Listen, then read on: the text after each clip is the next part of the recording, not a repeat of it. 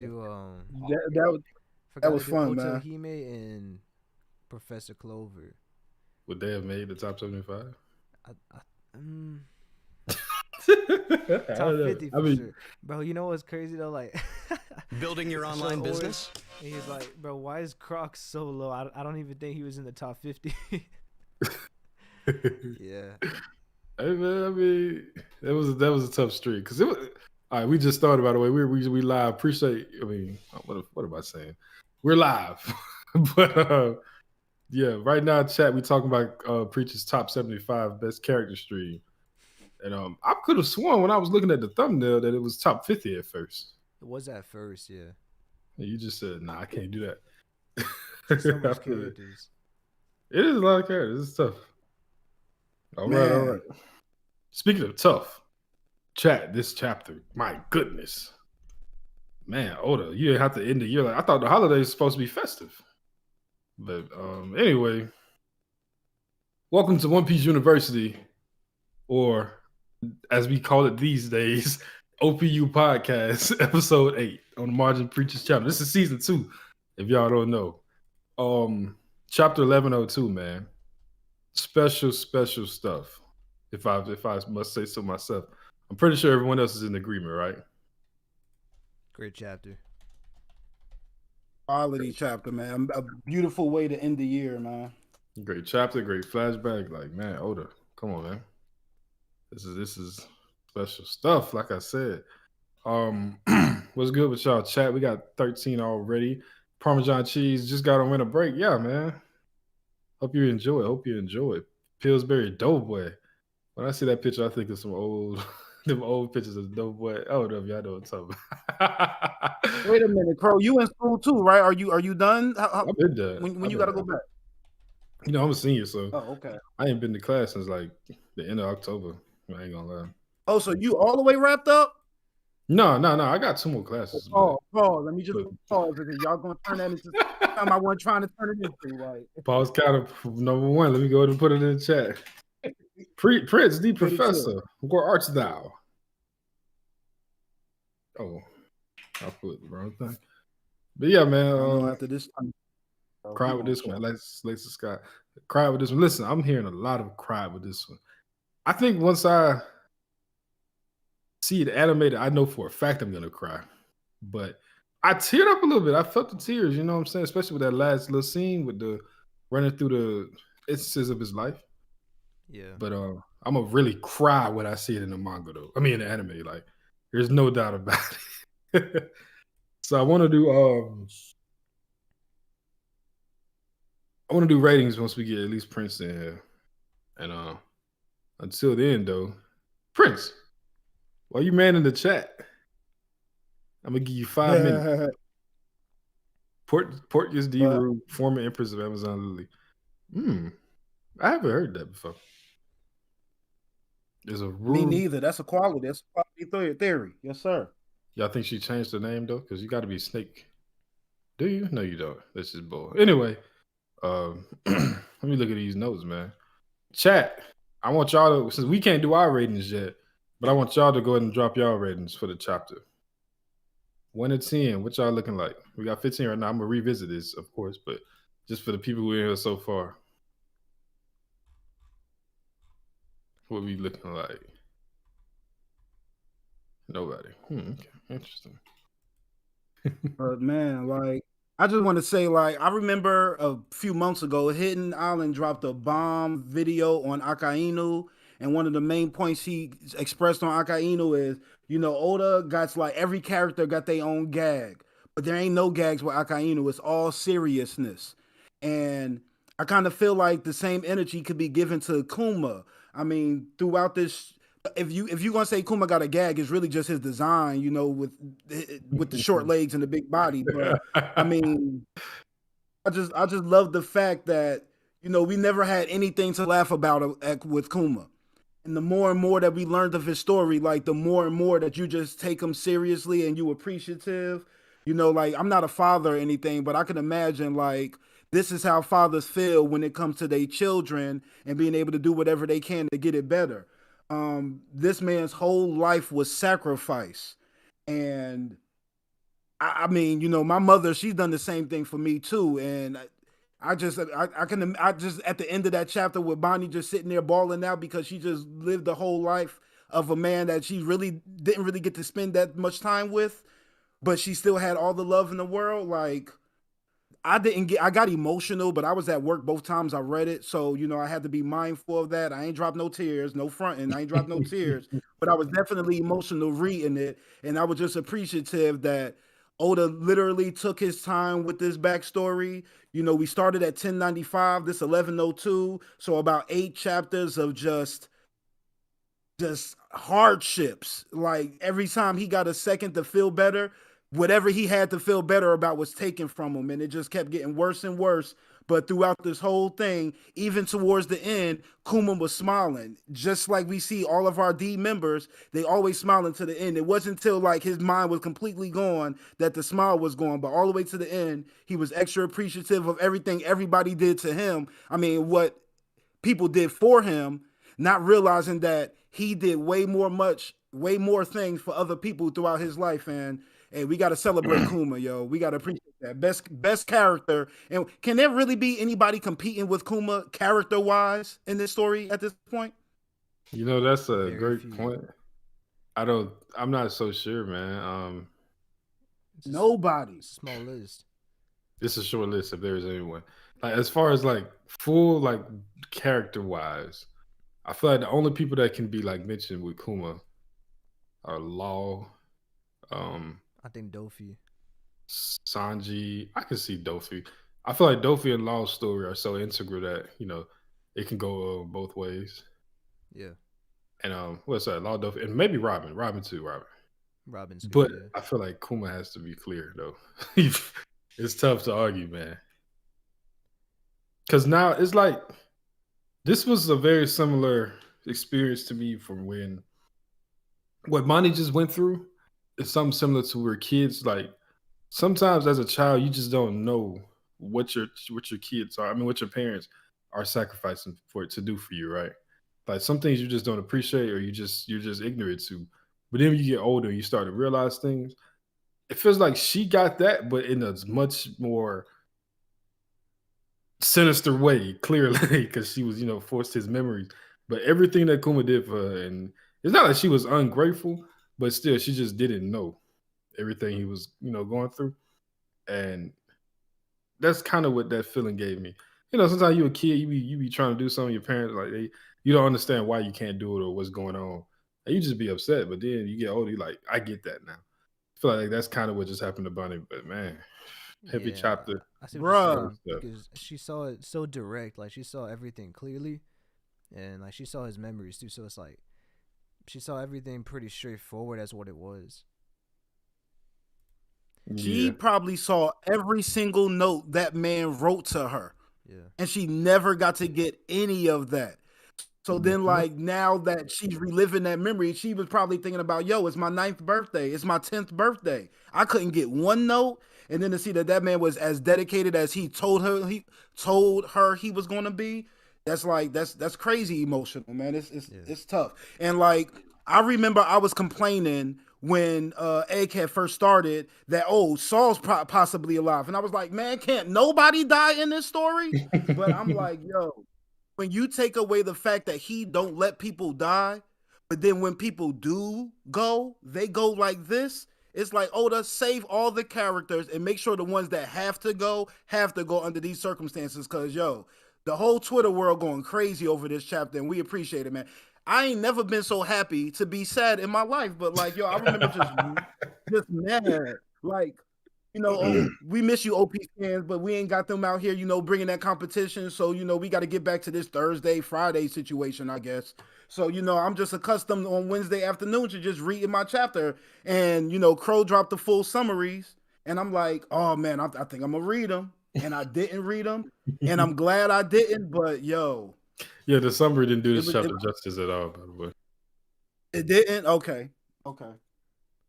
It's so crazy too. Like Kuma, like But he always has a straightforward face. He always looks calm or he's smiling.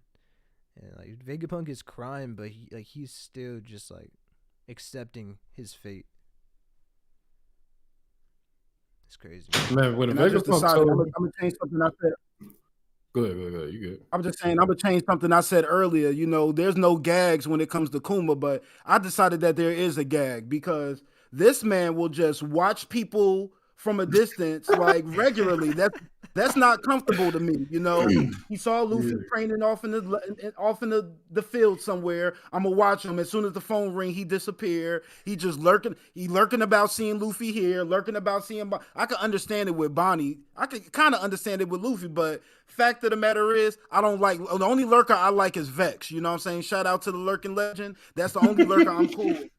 Kuma, let people know you in the building. Outside of your daughter, let people know you in the building, man. You're weird. You're going there and we appreciate you, but you was still weird. Bruh, I've been seeing so many like memes where people are like going back to those moments and just photoshopping them in the area. Like, oh, how do we miss Kuma, bro? It's so funny, bro. Yeah, Like, that one with Geo was crazy. hilarious, bro. I'm telling you, that's so funny. Harper, what's good, gang? Appreciate you for coming through. Why Huss? Real one spot. Yeah, Prince, real one for that 10 out of 10, man. Listen, man, 10 out of 10 may be lowball in this chapter. Yeah, I ain't gonna lie. You know, I never really realized it too, but when Kuma walks into to see the pacifistas for the first time, he's like, it's unsettling.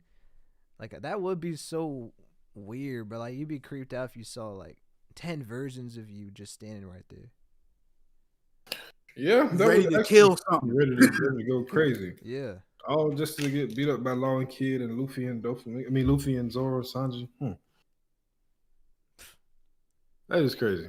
Vegapunk saying your life hasn't caused anyone harm or trouble, but your death will pay everyone who loves you. That's a cold line. I love that line.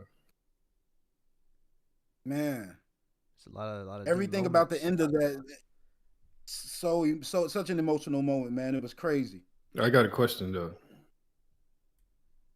Do y'all think that this chapter redeems Vegapunk as a we've been on Vegapunk watch for a while, right? Do y'all think that seeing the circumstances of Kuma does that redeem him in y'all eyes?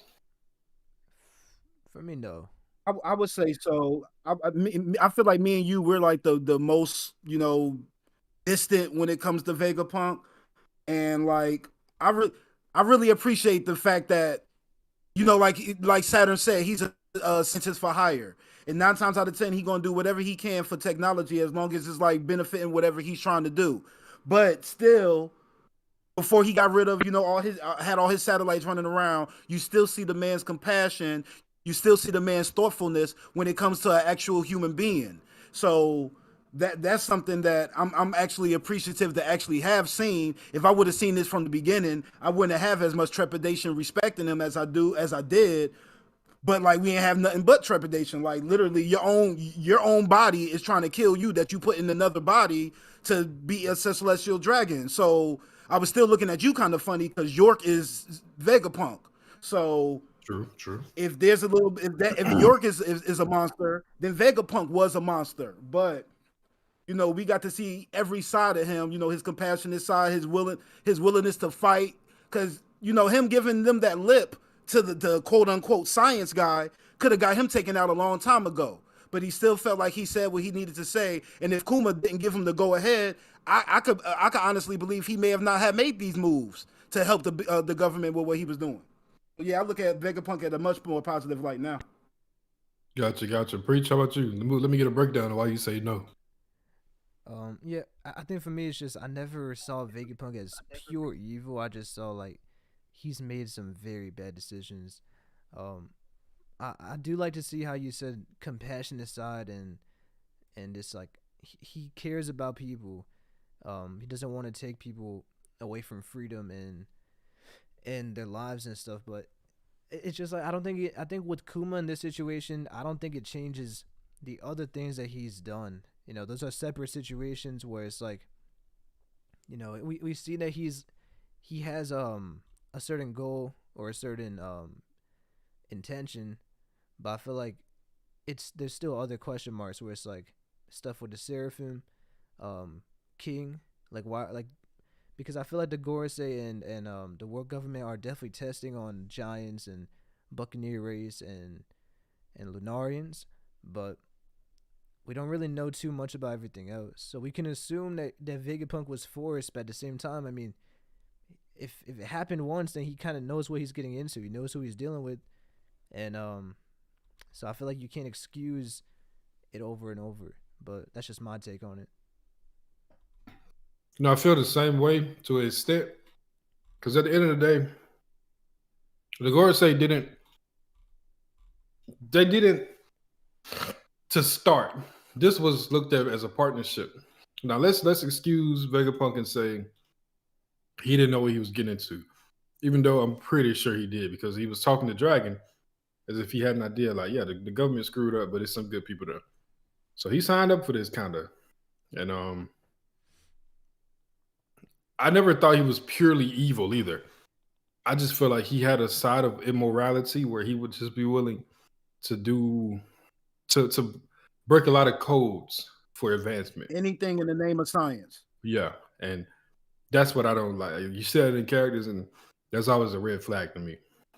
I agree. So, yeah, I didn't never think he was just purely evil. I just didn't trust him as far as like how far he was willing to go for scientific gains, and I still don't. I mean, we know what you did to Kuma. I mean, you didn't want to do it to Kuma, but you did. And the thing is, And I you still feel working like with him. he even regrets it too. You know what I'm saying? So like, that shows there's something wrong about it. I agree. And then when you look at oh my bad. When you think about like we say, you knew what you were kind of getting into. I mean, didn't they like capture Mads or something? Yeah, yeah, I think they did, and then they had a meeting with Vegapunk, right? Well, he ended up smiling his ass off. So I mean, I can't say he was upset. You know, he cheesed it down. So like he was doing pretty good back then. I understand. Yeah, you like, oh man, these folks wicked or whatever. That ain't stopped you from taking their money and working with them though. So, And the part about it too is like he's supposed to be the smartest man, right? And like, so yeah, I feel like even though he can be naive, like how we said, like he can make a mistake, but I feel like you have to learn from it and kind of understand what the situation is. Once they do this with Kuma, I feel like you kind of like if you're still willing to work with the Gorosei, it's like now like where do you stand? You know what I'm saying? Because I feel like in another situation, if Dragon did something like that, or Luffy, or anyone that we can consider one of the good people, or like the good guys, I don't think we give them that much of a pass. I feel like maybe one time, and it's like because it comes down to like understanding who people are, and once you do, it's like Dragon. I feel like he took the harder route, but even though I feel like he believes that's the right way. yeah, and I think that'll be So, communicated to us. Go ahead. Yeah, go ahead. You good? no, you cook up. I wasn't finna say just. Go ahead. Oh well, I mean, I was just gonna say like, now that we got Kuma's backstory, I feel like we could understand Vegapunk's thought process a little bit more. I mean, with the thought bubble that he left of Kuma, that's him going against the world government's orders of erasing his whole individuality completely. So we know he's willing to go that far. How far has he taken it? So I'm imagining, yeah, fam and the Gorosei eyes are under the Gorosei's control if they need be, but I would imagine he probably put some kind of fail safe in there to protect himself. We heard the story of when he's talking to Saturn about Kuma's the one that got superhuman hearing. That kind of makes me kind of think that I don't know how much he could hear, but I wouldn't be surprised if Kuma heard something from the Queendom, Kamabaka Queendom, or something like that. You know, Bonnie being in distress, and that's the thing that kind of like temper him to just have that little. Maybe he has a fail safe within him. If my daughter's, if her, what if he got like a Viva card built in him, for his daughter, and then if like the Viva card is burning low, like hey, that's all I need to do to get my programming to get me to go do what I can to save my daughter. Like me seeing Vegapunk purposefully disobey the Gorosei makes me think way better about Vegapunk, and it makes me think hopefully he's doing things to work against them that'll help benefit Luffy in the future. He's still having conversations with Dragon, Kuma gave him information telling him about Nika and Luffy and all the stuff that he expects. So he could be thinking, hey, the dawn may be near too. I need to meet this white warrior. So let me do everything I can so like when that white warrior comes, he has himself a good army, not realizing that Luffy already built one himself. So I'm high on Kuma. I mean, I'm high on Vegapunk off this chapter. Yeah, I feel I like like it. Dragon believes in Vegapunk, so I feel like we can know that he has some kind of plan in place. Like the Gorosei was already suspecting Vegapunk, so they had to fight against him, and I think he's going to redeem himself. I feel like how we said, like we'll see that he feels remorse and consequence for his actions, especially with Bonnie now involved and her seeing what happened and everything. So I feel like now, Luffy is down, Kizaru is down. I think it's time. I think Vegapunk has to really show. I think it's time to show his true colors, and it's going to be like a clutch moment right now.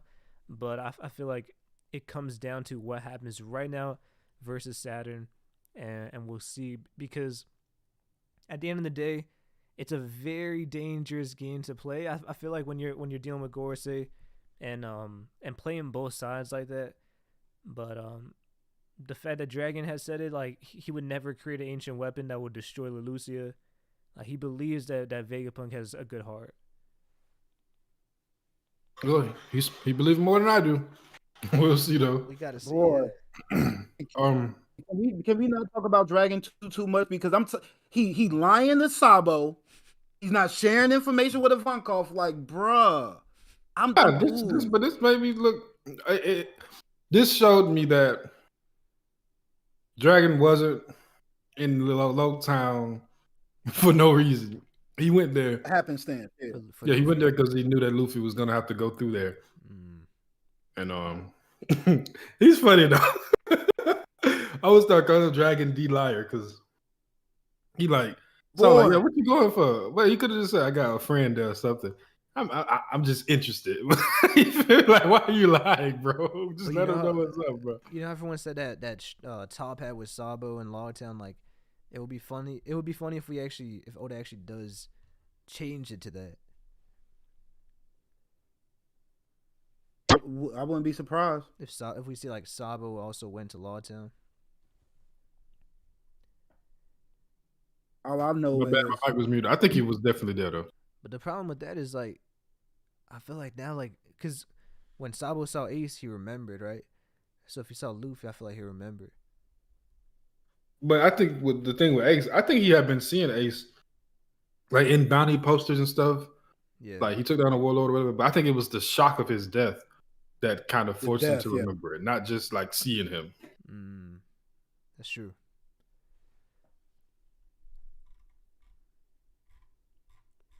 But man, how did y'all enjoy reliving pre-time skip like I did throughout this chapter?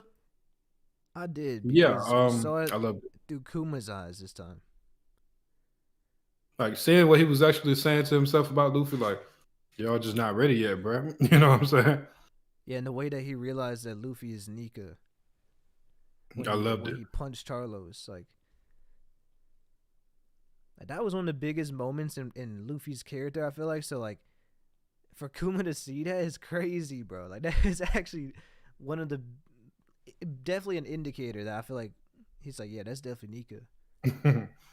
I said a lot of nasty dialogue about that moment. Like, how is Dragon the worst criminal if he's never punched a celestial dragon? Bro, he's going to war with the world government. Is that not enough? Like, he's the only person on this planet actively fighting against the world government. Just because he has to punch the celestial dragon does not mean that they can consider that extremely dangerous. Like, I'll say what are we talking worse. about here? Yeah, like, what are we talking about here? He's trying to topple them from the root. He's taking away the people that give them money. Like, what are we doing, bro? People just love to hate Dragon right now. That is so bad. I've said it. There are valid complaints. Like, I mean, I don't think that his actions have been bad. I just think that Oda should do a better job at having him say, like, oh, we can't do this, instead of just having him do nothing at all. Tell us why he's not doing anything would be better to me. But at the end of the day, man, like, if we can come to these easy conclusions, Let's use common sense sometime, bro. So Prince said in the chat broke a 800-year-old stigma. Do you think that it was that long? Like, do you think no one ever punched the celestial dragon, or do you think it was like 200 years? Because the way I was thinking was it could be in like the last like 200 years. Because I feel like when Fisher Tiger broke free from Marijo, I feel like he definitely had to punch somebody. He could. Maybe it's possible. I'm Them thinking. Oh, let me go read the dialogue again. Go ahead, JJ. guards. I mean, Fisher Tiger went up. If you know, if we're in a residential neighborhood with a whole gated community, and somebody rings the alarms like there's a robber here, like the rich people are going to go in their house and go lock themselves into their place and let the police go handle that. So I imagine when all that happening with Fisher Tiger, yeah, he was probably beating up the same people Kuma beat up when he ran into Akainu on Marijoa, but it didn't necessarily have to be a celestial dragon. You know, I imagine like when we didn't see celestial dragons pop up when Kuma popped up on Marijoa until Akainu was there, so they could yell at Akainu about the fact that they're being inconvenienced. So like, I just imagine if there's anything going on with that, them fools is getting inside, locking the doors, and jumping under the bed and not dealing with nothing. That's how I would see it. You know, I think it would be dope if, with Kuma saying for hundreds of years, that last person that from the surface to attack a celestial dragon being Ryuma. We get the idea. Yeah, I would like that. That's good. Yeah, I was also thinking the robot, when the robot like punched the celestial dragon, maybe because or not the robot, maybe, but like something involved with that. Yeah, the one that tried to scale the red line, right? Yeah. We're gonna get something about him soon. Hopefully. That's probably gonna be their ticket out. I don't know. So you don't think Kuma will be the one to help them escape? I mean, he's gonna come and he's gonna do something, but I think that robot is like big because there was a robot. What did I just try to say? There was a robot carrying their ship that got destroyed, right? Yeah, Vega Force 1. Yeah, the one that Kizaru destroyed. So I can definitely see that robot being like taking that role and going above and beyond what he was able to do.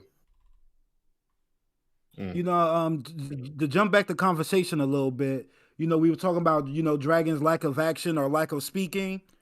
I mean, we know Dragon is in cahoots with Vegapunk. So maybe Vegapunk was giving information to Dragon so that Dragon could know, like, hey, we can't really do nothing when it comes to Kuma because we may affect what's going on with what Kuma's trying to do with Bonnie. So, like, maybe, you know, Oda is showing Dragon with the ... here and, you know, one line there just to let them know that he's receiving that information, but we're not getting his reaction to it because he may already know something in regards to what's going on with all the circumstances, and Oda doesn't want to show that card yet, you know? I can see that. Do y'all think that the Kuma that they saved from, what was it? Marijoa saying, what did it say to Dragon? Like, Master, I'm ready to obey you, whatever, you know what I'm saying? Yeah, I think that could be like a hint that maybe Vegapunk gave Dragon absolute command over the Pacifista. That definitely could be, yes, sir. Yeah, you know, we always thought it was a celestial dragon type of thing. It could be. I would love that. It was like the only person that actually, because maybe like him putting a command ship authority in the order. I'm pretty sure the Gorosei tested that, like, just to be sure. You right there. Let's see if you override me. And the Gorosei was able to confirm, okay, we're at the highest authority. It's not Vegapunk. But it would be dope if like Dragon wasn't there, so they couldn't test that. But when Dragon comes, he will actually have the full authority over them. I would love that. So do you think Dragon will be an Egghead? I think he's gonna show up. If he doesn't show up at Egghead, I think he's gonna show up fighting Garland. Maybe like there's gonna be like a cutaway to him fighting Garland or some Holy Knight. But I think it'll just hit harder at Egghead. Yeah, there's definitely something up Vegapunk's sleeve. So that'd be cool. When we had Shaka talking to Dragon in the beginning of the arc, I was just like, it's that time. But now after this backstory, I kind of feel like if you bring Dragon in there now, it may overshadow everything that's supposed to be represented by Kuma's sacrifice. I I think agree. him. I think him coming, going through everything that he's going through now, running into the Grand Line, dealing with Akainu, and still dipping off is to show further example of this man is trying to do everything he can to protect his daughter and make sure that she's good. So now that we went through his whole story, we got to see him do exactly what he wanted to do from the get go, and that's make sure that Bonnie is all right. And leaving Bonnie in the hands of Nika is the best situation Kuma can ask for. And I think that's exactly how this Egghead arc is going to end, with Kuma making sure Bonnie knows that Luffy is Nika and she needs to follow him no matter what the circumstances. Damn it, I'm there. Bonnie for Nakama. Daggone it, I'm there. Yeah, I'm she sorry, joined. Carrot. Yeah, it's cooked I'm carrot. sorry, Carrot. Get the fuck out of here. It's Bunny. I will say, I think that the door is open to a lot of endings. I can see Akuma doing a self-destruct per se, exploding Saturn along the way. I don't think Kuma is going to be able to take out Saturn. That's my only thing.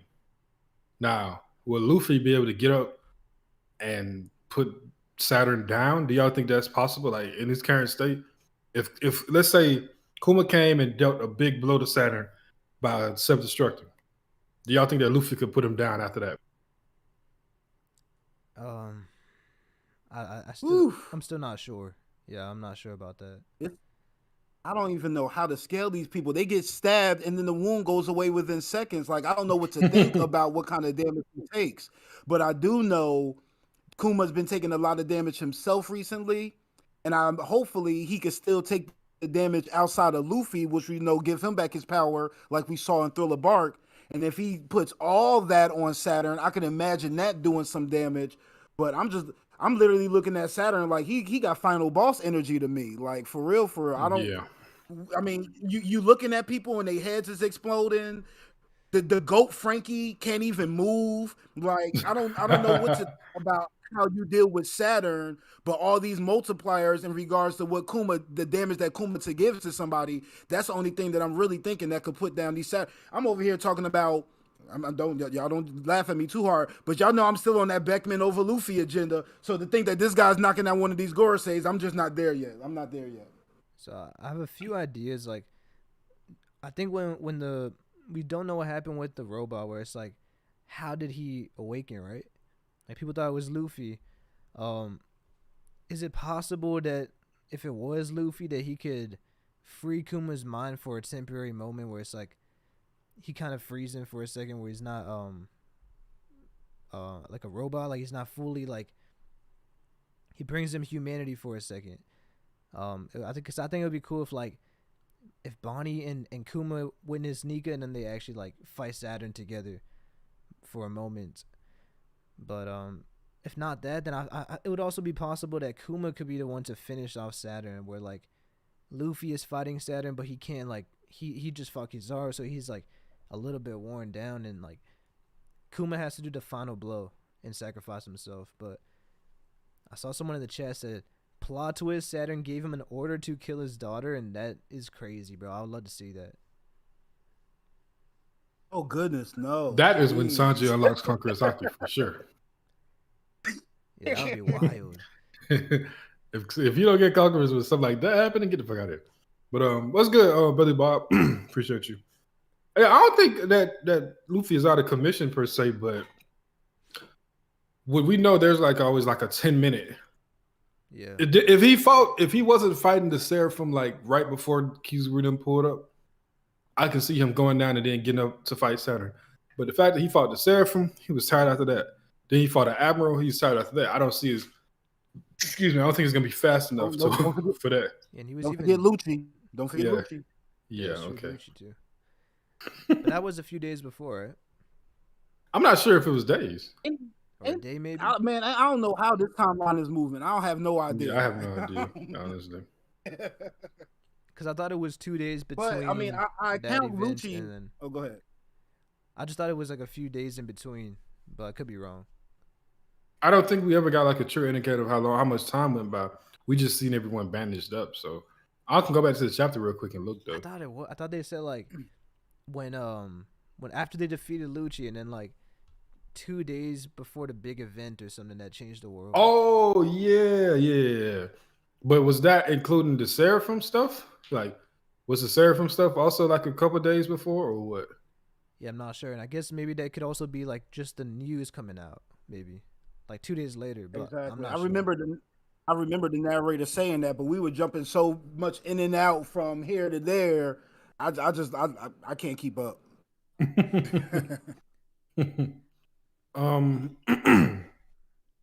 I think Dragon has a space in his art. I think It's so not too. necessary, but I think he has a spot. Yeah, especially because he came in Lawtown, and now we're even seeing like a moment where he talks about going to Lawtown. He was introduced in that art, so it's like it would be cool to see him. And I feel like there's so much involving him with Dragon, with Vegapunk contacting him, um, Kuma involved, and like Bonnie involved, Luffy involved. I feel like there's a good reason to bring him in. Yeah, even if it's too late after Kuma dies, he can still come. You know what I'm saying? And the way I always saw too is that he was already in war with the Celestial Dragon, so even if he doesn't know for sure that the Gorosei is there, it's just like a perfect scenario to have him in there.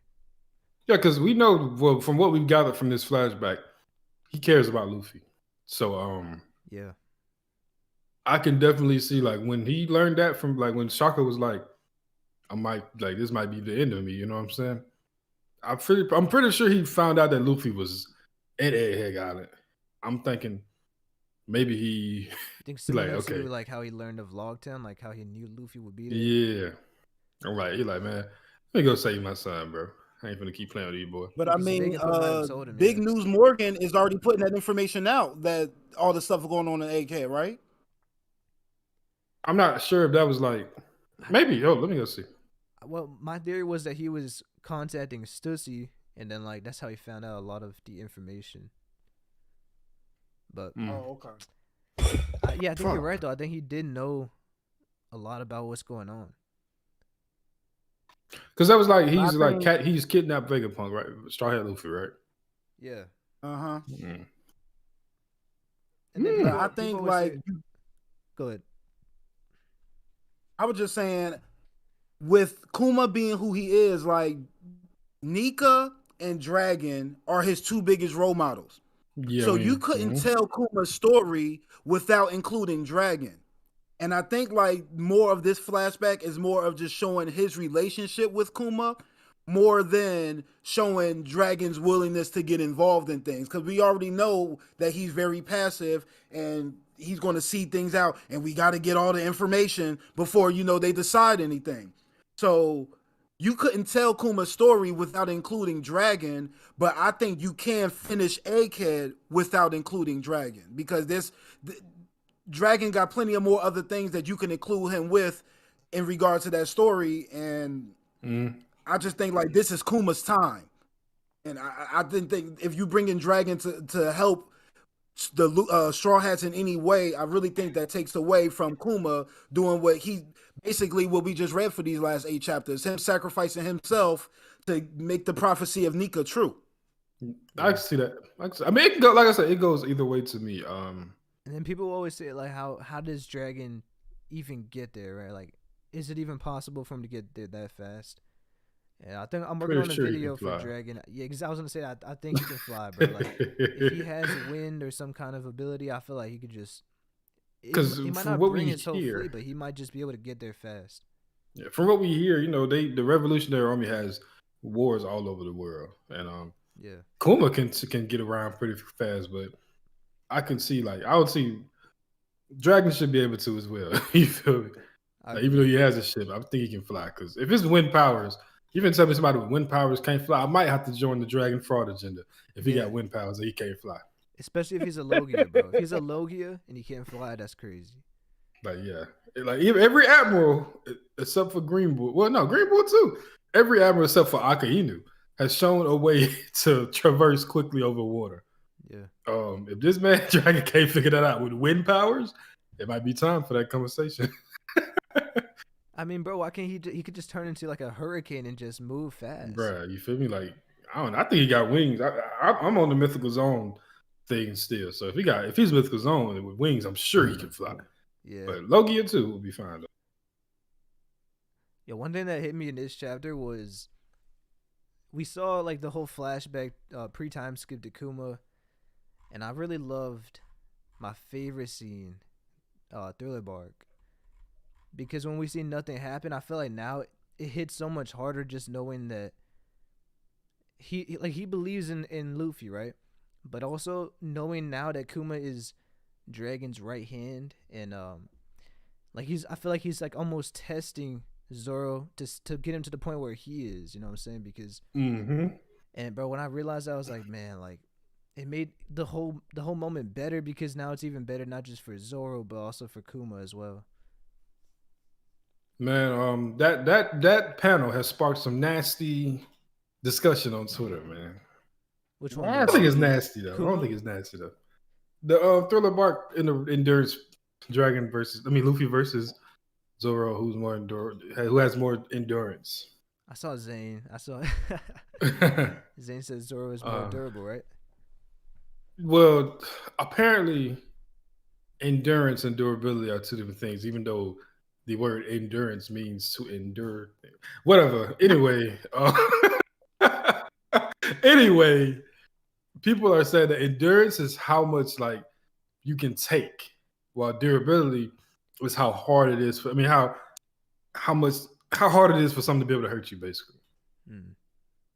So anime discussions are funny. Hilarious. Just like AP and DC, like attack potency and destructive like, bruh, come on, man.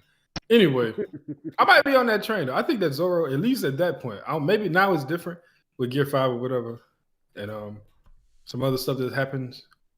But I think that if we just look at endurance, like taking on pain, I think that Zoro, I can see him having more endurance than Luffy. Yeah, Zoro's up there for sure. Because there was a post that said, like, do any Straw Hats beat Luffy in any categories? Right? So I quoted it, my opinion, which is always knowledgeable and correct. I said that I think that Zoro has better base armament, endurance, and he's probably physically stronger than Luffy.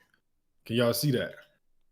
I don't think he's physically stronger, but I could see like just lifting strength. Like you put Zoro and Luffy and tell him to match bench press something. You don't think the Zoro pulling off more than Luffy? Nah, man. if you ask that, Luffy will turn a hand into a Bajron gun and lift up the whole city that he's in. What you mean, like? I mean, like base though. That's devil fruit though. I don't know.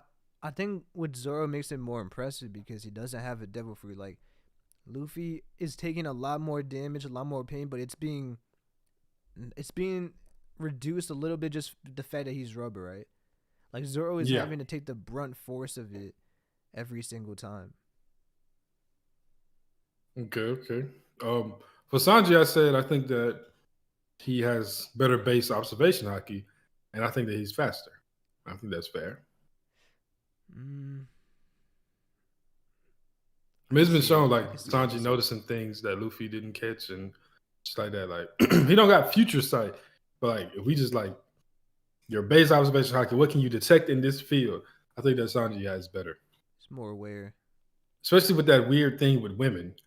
I don't know what that's about. He said always knowledgeable and correct. Yeah, you ain't heard? You new here? Oh man, I think you say you was for the dip out though. Going back to the start of the line. Oh,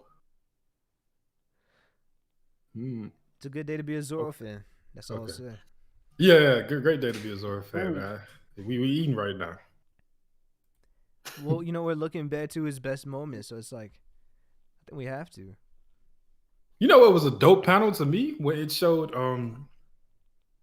when Kuma like reacted to Luffy and them attacking the Celestials, and it showed the panel with Luffy, Zoro, and Sanji. I was like, bro, them the conquerors of the crew. I don't care what nobody say. Look at the energy they're giving off right there, man. Man, and they were the only three. That boy. Yeah. I love that. I love that picture of Luffy, man. He looked tough. He Luffy looked looked like an tough. absolute menace, man. I love it. I say, and those three are the only three that attacked the Celestia too. Yeah, because Zoro said he was going to kill Charlos, right? No, in the auction house, Luffy, Sanji kicked one, and Zoro, I think he cut like he did something to one of them, but these three attacked the Celestial. Them the only three.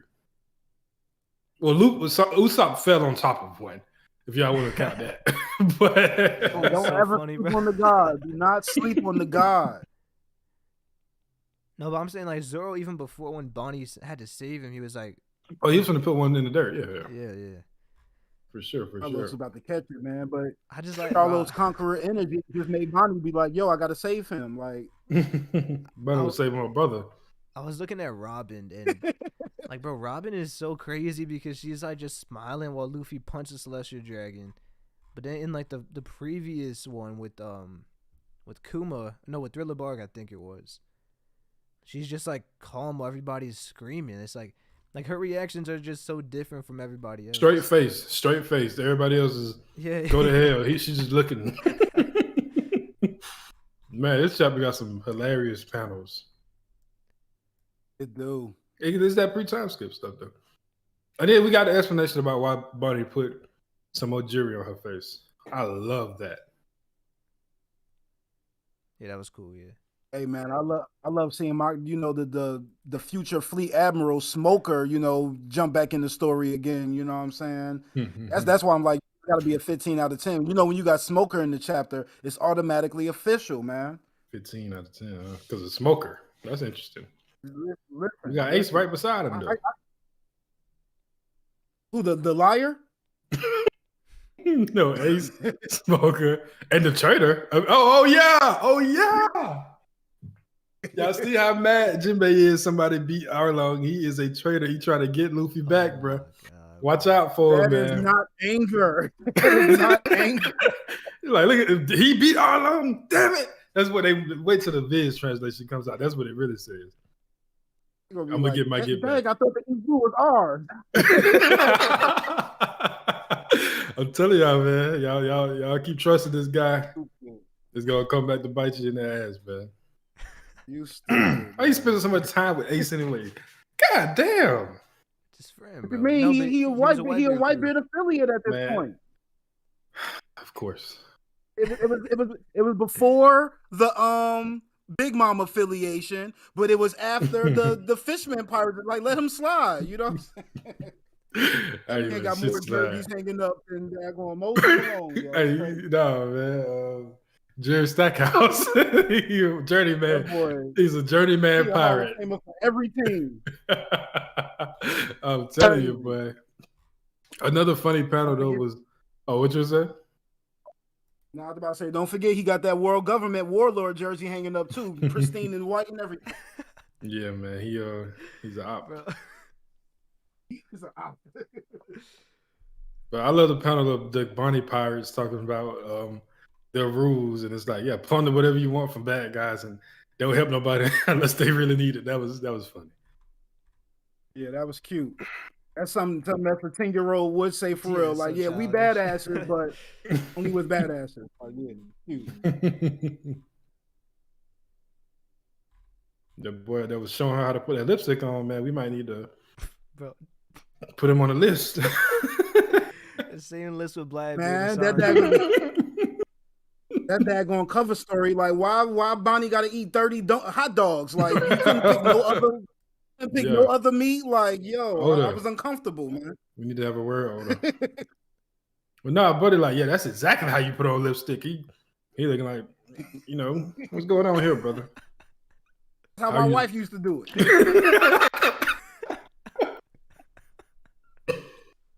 Crazy. That's a nasty nigga. Get out of here, dog. Oh my God. What's good, Brandon King? No, it is fun. Like, bro, imagine you just sitting there eating and Kuma's big face just in the window. Like, was that just smiling, bro? This man 20 feet tall in the panel talking about sneak. Like, you're not sneaking nowhere, dog. Like, bro, this man is huge, bro. His face is robotic half the size of the window. How did he even stoop down? He had to dig a hole into the ground to make it to the window. How the fuck do you even like stoop Climbing on the down? rooftop and bro. Upside down. Man, this is funny. Kuma just been watching from the shadows, but he like Michael Myers, man. Everywhere at the same time, just like, boy, that's a great comparison. Lordy mercy. Man, this chapter Won't just die. y'all ready to do some ratings? I gave you my number, man. This is Smoker chapter, 15 out of 10. All right, preach what you got. I think I give it I'll go it's between a 9 or a 10. I think I'm gonna go 9. That's smooth. That's smooth. Is there any chapters off your head from this year that you're thinking you could just say this is a better chapter there's a better chapter than this one? Oh, yeah, for sure. For me, the Gorosei chapter is one of my favorite chapters I've ever read. Which one are we talking about? Which one? Saturn reveals devil fruit and stuff, and like. Oh yeah, that was menacing. Like that just changed everything. So for me, that was probably one. I think Shanks and Kid was another one. There's probably another one in there. So I have to go back and look. We'll talk about it next week for sure. I think the battleship bags is up there. I always said my favorite chapter. I think this may be my favorite chapter for real, just off the emotions. But that one chapter, when Garb got himself caught, will ring bells for me. But I remember when we saw that Blackbeard and Law was about to fight, and I remember we was like, man, they gonna jump back to Egghead or they gonna do this, and they was like, nah, we kicking off. I think it was 1064. They just started off with Blackbeard versus Law off the rip. Like that was really exciting too. I'm gonna have to go with the final lesson. I'm gonna go with the final lesson, which is Blackbeard. The final lesson was that's my. I was like, yo, that's literally like a 20-page story all within itself. If you don't know nothing about all the characters and you just go off of that one, that's still a good story all its own. That was a perfect chapter to me. There was another. Oh my god! Kuma chapter that I was like tearing up with. I forgot which one it was. Was it when he was crying and when Vegapunk was like, "I can cure her"? I think it might. But you gotta do this. Yeah, it might have been. It was one of the last like 2 or 3, maybe like 2 to 4 chapters. Yeah. Brandon King said that chapter where. Oh man, look at those both stopping. Like and subscribe. I'm about to say the same thing. Like and subscribe. But the one chapter where Oda couldn't even draw it because he was crying all over the page. That's one of them chapters too, boy. Might have been that one, yeah. The York Trader reveal bottom. Yeah, I was just gonna say. I agree. That was. It was a letdown. Mm-hmm. Yeah, that was.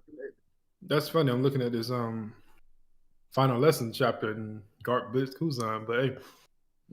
Anyway, oh my god, he did the Galaxy Divide. You guys want to talk about the anime? Impact. New anime? Oh, the One Piece? Yeah. Man, we got to. I am excited. I like how it's just one screenshot that everyone has. Like, it's not, bro. We don't even have like even a 5-second like teaser or anything. It's just that one image. I can argue that me being the One Piece, Jehovah's Witness that I am, nobody's gonna have no excuse no more. I agree. If I'm trying to put you in One Piece and you tell me it's too long, just watch the One Piece. You know what I'm saying? That'll work for you. Man, but this has been the year of One Piece for sure. Yeah. Live action. Gear 5. Live action, the One Piece, Gear 5, Egghead. Did the movie come out last year? Was that last year? Yeah, that was last year. Was that the year before that? I think it was last year in like. Wait, it might have been a year before October? No, it was last year. Oh, okay. Yeah, end of last year, I remember. Because we was doing I know OPU. it was November. It was my birthday weekend. I just wasn't sure exactly, but I mean, you can almost count that for 2023. It came out in November, so you can almost count that for 2023. Yeah, that's what the Grammys do. And then they said it's a new game that's coming out, right? A new video game. I wouldn't put too much stock into that one, but yeah. I haven't seen too much about it. I just saw I don't know who it was talking about it on Twitter. I'd be surprised. I know they did that. The Odyssey came out within the past year or so. Yeah, that was this year, Pretty right? sure. Or Pretty sure last that year? Odyssey was this year. Yeah, it was like in January, I think. Yeah, I remember watching Prince stream that. I'm trying to see because this has been the year of One Piece. I mean, the only anime I think that really like put out like a good fight to like argue with like a better year, just anime straight, is JJK. Like that. This last 10 episodes of Jujutsu Kaisen have been phenomenal. What about But Bleach? I heard about Bleach was good, right? man, Was that last year? no, it was this year. The season 2 came out this year. I mean, I felt the quality dip from the first season. So maybe that's just me. When Bleach first returned, that season was great, but this second part was. They haven't drawn a background all year. I'm gonna just say that. If you go look at every Bleach clip you see fighting, it's a red background, bro. I'm like, what is this? A manga? Like, what's going on, bro? It's tough, bro. In the manga, it's like just black and white backgrounds, right?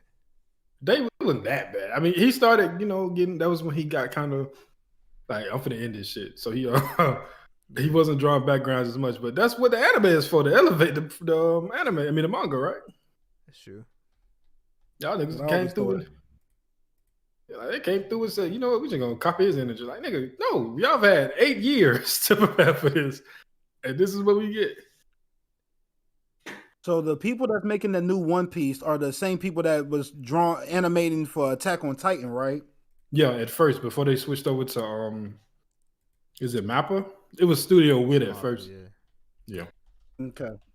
Because I'm over here wondering, like, I'm the anime novice here. I'm comfortable saying that, but with the team that they're talking about working on this new show, do y'all think it's going to be better than the team that's been working on Wano currently? I don't know if it's because these Wano episodes have been beautiful, but I think the difference is that they're not putting out an episode every week, hopefully, or they might have more time to prepare for it.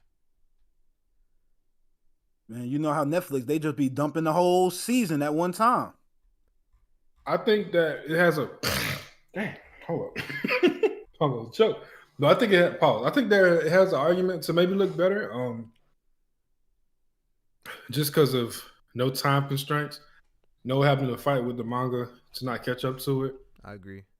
Well, Toei has so many different animators and different like even like groups within, right? They have like, so that's why it looks different every time. But I feel like if you have one core studio doing it, it's gonna look more complete. Because with Wano, you're looking at like every week. I'm looking at, oh, they're gonna have this guy on this time, so this chapter gonna be dope. Yeah. The next week is like, oh yeah, well that guy was on there. It wasn't really that good of a chapter.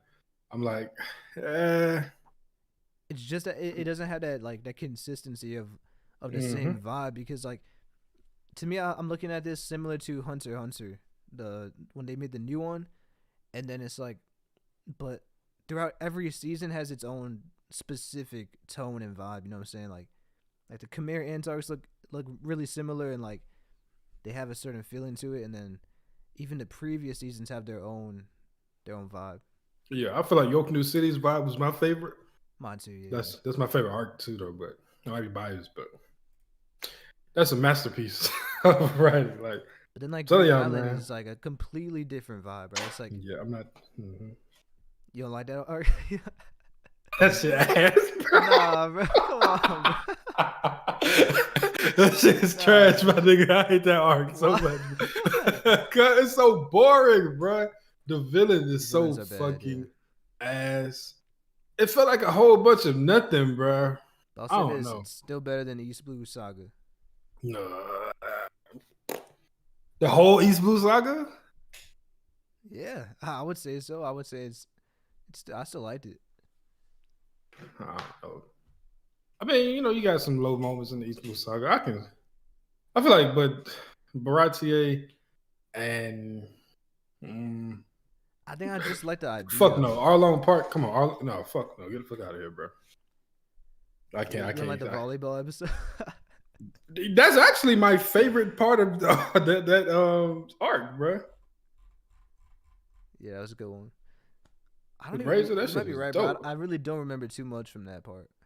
Bro, them From niggas that was season. training with Biscuit.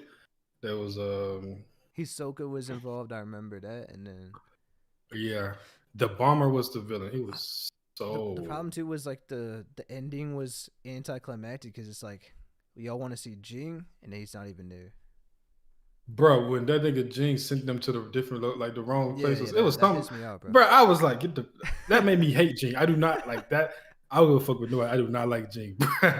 Like he's the only anime. Like a lot of anime fathers are not there, but Jing is on a different level. This nigga actively avoids his son. Like, and even when this is a spoiler. When he finally met him, he's like, I'm gonna be honest, I didn't want to meet you. I wanted to punch my fucking TV when you said that shit, bro. Yeah, they had to force it. Like it was I think it was Leorio, right? Someone had to I force think it him to was meet him. something. Leorio punched him for sure to, get him in check. But Yeah, that was crazy. bro, I'm like, this nigga here pissing me off. Every step of the way, he doing something else to make me mad. That's crazy. Shout out to Hunter x Hunter though. That's my number 2 all time, man. I feel like it's one of the only shows that has like a peak similar to like the way I feel when I watch One Piece. Hunter x Hunter has the peaks that match that. I didn't get that from nothing else. I don't think so. But I I ain't say I'm I not. like It it though. don't meet them. It doesn't meet those peaks. Like One Piece has the peaks. Hunter x Hunter stream. My bad. We're gonna talk about Kuma. Mid anime. What? To me, okay, so for Hunter x Hunter, I just feel like it is entertaining and stuff, but I feel like One Piece just means so much more to me. Yeah, One Piece is like in my eyes, One Piece is like a 10 out of 10. Hunter x Hunter is like a It's a 9 for me. 9. Yeah, it's like a 9 of it, like importance to me. I'm not talking about rating the shows, that can be objective, but we talk about importance to me and how they make me feel. One Piece would be 10 out of 10 on the spectrum, and Hunter x Hunter would be 9. That's close to me, right? I mean, I would even say if you want to talk about importance, I think Dragon Ball is higher than Hunter x Hunter. Just for me personally. I can see that. I grew up on Dragon Ball, so when I go back and watch Dragon Ball, I get those. Okay, this is something weird about me. When I go back and watch like heavily nostalgic or big moments from my favorite shows, I tear up for some reason. It don't be sad tears, but like when I listen to We Are, I be like teared up low key, like damn, this reminds me of a I simpler feel it in my time. chest. Just hits you. Yeah, I feel it in my chest. I get that with Dragon Ball Z with certain moments. The best moment for me is Gohan Super Saiyan 2 and Goku Super Saiyan 3, because that scream, like that performance was crazy. But and Super Saiyan 1, of course. I get it with Hunter x Hunter in a couple of moments. I don't get it with Naruto, except for when Naruto pulled up on the Toads. That's probably the best, like, what's the word I'm looking for? No, Naruto has some emotional moments. Like it definitely does. It's emotional, but there's a difference. These aren't emotional moments I'm looking for. Like, Jiraiya was emotional. But I'm just looking at great moments that make me feel, even though it don't have to be sad. It just makes me feel like a kid again. Yeah. Yeah. And yeah, for sure. We say W Crow having nostalgia. What are y'all talking about, bro? I'm just saying, y'all know the feeling, bro. It feel good tears. That's right, Ninja. That's how it feels to me. I can't explain it. But We Are, nothing happened. For One Piece, I'm naming the most for One Piece. Nothing happened. We Are, just the opening. We Are. What else? Luffy when he punched Charlos. I'm gonna tell you this: when I was watching the live action, it may have been the first episode when Luffy was talking to Shanks and they had the Ben Saki song playing in the background. I was like, "This is how I envisioned it." Like, yo, that messed. Oh I was watching it yeah. with my girl. I had to be a G about it, but when they had that big Saki playing in the background, I was like, "Yo, I can't wait till they talk to Brooke about this." Like, yo, I remember really feeling something right there. What do you think? What anime would JJ like? I think that JJ would like Hunter x Hunter. I think he would also like something a little simpler like JJK. I don't know what he keep talking about. The universe trying to stop him from watching Jujutsu Kaisen. But I don't know what's that about. But I do think that it should be one of those two. Man, this is just me, bro. Hunter that x Hunter is Hunter x boring Hunter, at that main character design turns me off, though. You know Yeah. how we were doing that? No, I swear, that- like, oh man, Conqueror's energy video. Bro, yeah, go, exactly. We were talking about yeah. just random characters having conquerors. Like everybody in Hunter x Hunter looked like Krillin type. Like, Chill. I don't know nothing. I get you. I get Listen, you. bro, Joe. Gon looks like he's like 5 years old. Yeah. Like, these dudes It are is about the- no business, man. The green booty shorts. He needs to watch JoJo. No, don't watch The JoJo. worst part, bro, is insane. Like he kept that for the whole show. No drip. L drip for Gon, for real. Like, At least in One Piece, they get a Luffy gets if like you don't a- like Luffy base outfit, he still switches up, throughout each arc, whatever. yeah, like You stuck with that fucking green booty shorts. Luffy was clean in Wano. Berserk. Yeah, he was in Wano. Yeah, I don't know Berserk, but the main character's Guts, right? Yeah. yeah.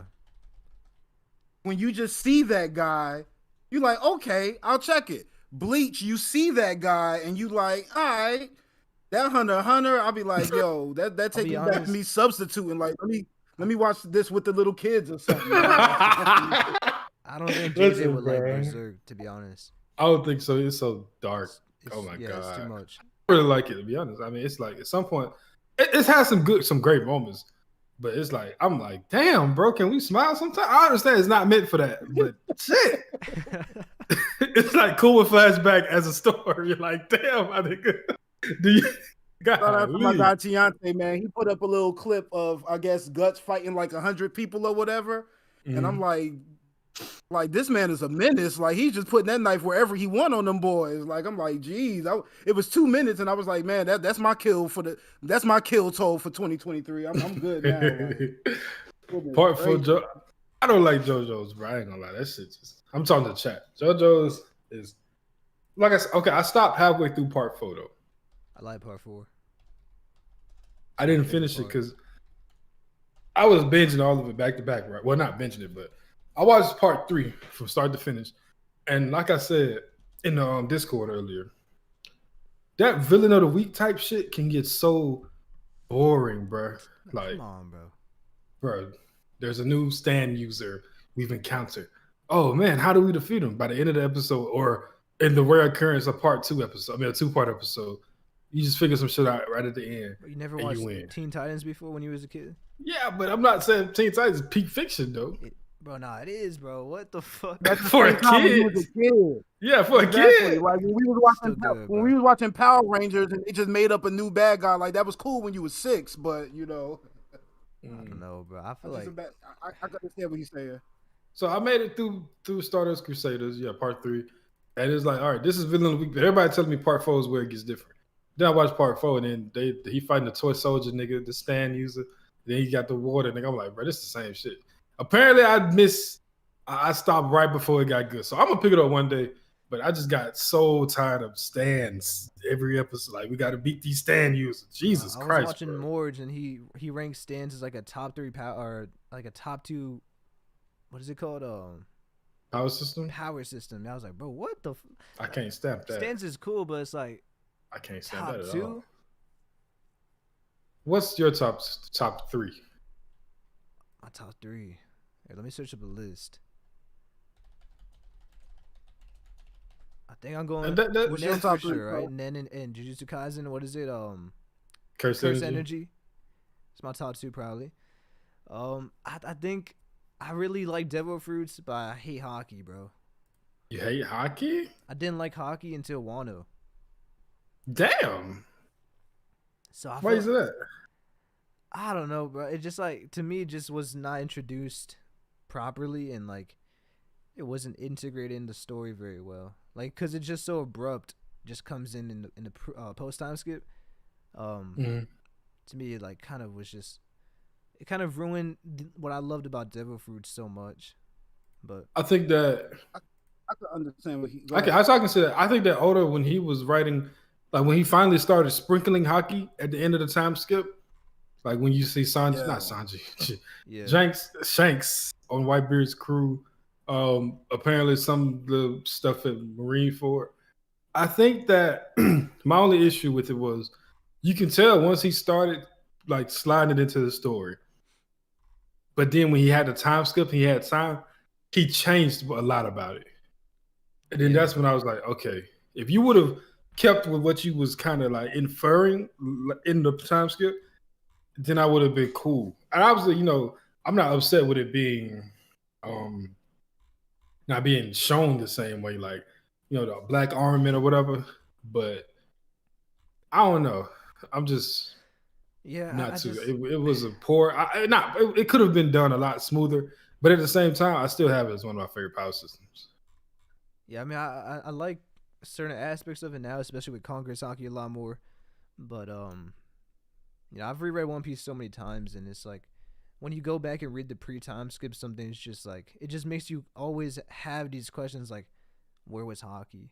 But then again, at the same time, I think hockey was Oh, very yeah. necessary because I felt like if the story would have kept going down the route, let's say it not would have had hockey, then I feel like you would be able to become a top tier of just getting lucky and strong devil fruit. You know what I'm saying? Yeah, I agree, and I like the because if Luffy just had the Nika fruit and that was revealed without Hockey, then I feel like a lot of people would be upset because now Because it he just feels like has like the best fruit, and it's like I guess in yeah, certain you like get with Hockey, it's like he still needs to have the willpower. You know what I'm saying? Like it's yeah. still training that side of it, and it's like I don't know. And I think with Hockey too, like if Oda showed more of the training with Rayleigh, I would have liked it a little bit more. But it's like I feel like it just came so fast, and we didn't really know too much about it. Bruh.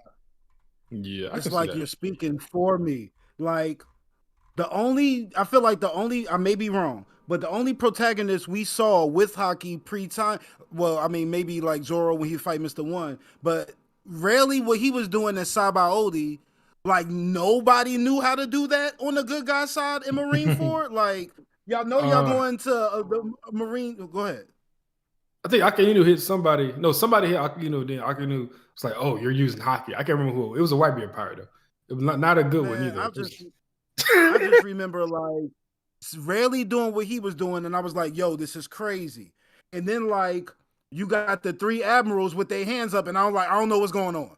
And then I'm like, "Can nobody? If Whitebeard is supposed to be the strongest ever, he couldn't like knock out like four dudes with his hockey." Like I was like, "Yo, it was just I just felt like it was way too much being thrown at me, and you don't Yeah. want to watch a fight and watch somebody lose and not really be able to explain everything that Yeah, happened that yeah. made that person That lose. is true. You know what I'm I feel like saying? Should the have the been able to existence knock of just devil everybody out. fruit, the existence of just devil fruit, devil fruit made it feel like there was something incomplete about the power system. But the introduction of the part that completed it was kind of iffy too. So, but I think now that once we're getting like so much more explanation around it, I think it's a great power system. Because I think the difference is with Nen, right? Like he introduced a lot of the explanation pretty early on. But then again, He okay, did add new things to be fair, but it's like I would This say the my one that biggest people talk about being too wordy, right? yeah. yes. My thing with Nen, I love Nen. Nen is in my top five, top three probably. But my only thing with Nen is I don't like when authors introduce something with very strict rules early to start with. I would rather you do what Oda did and be vague, even though Oda is sometimes too vague. I don't like when you introduce some with like extremely strict rules just to clearly break them later on. You know what I'm saying?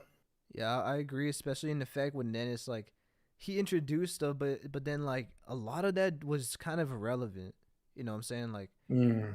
there was so much explanation to stuff that really doesn't like we don't really see it after like the first two seasons after that. Like maybe some manga stuff, but I mean, for the most part, it's just like, man, I hate when authors do that shit, bro. Like when my biggest gripe with Naruto is Kishimoto introduce some shit. Yeah, this is a unbeatable. Like when this happens to you, you can't beat it, and it always, literally, 2 episodes later, it's done. I'd be like, bruh, did you have to? I understand you trying to hype it up.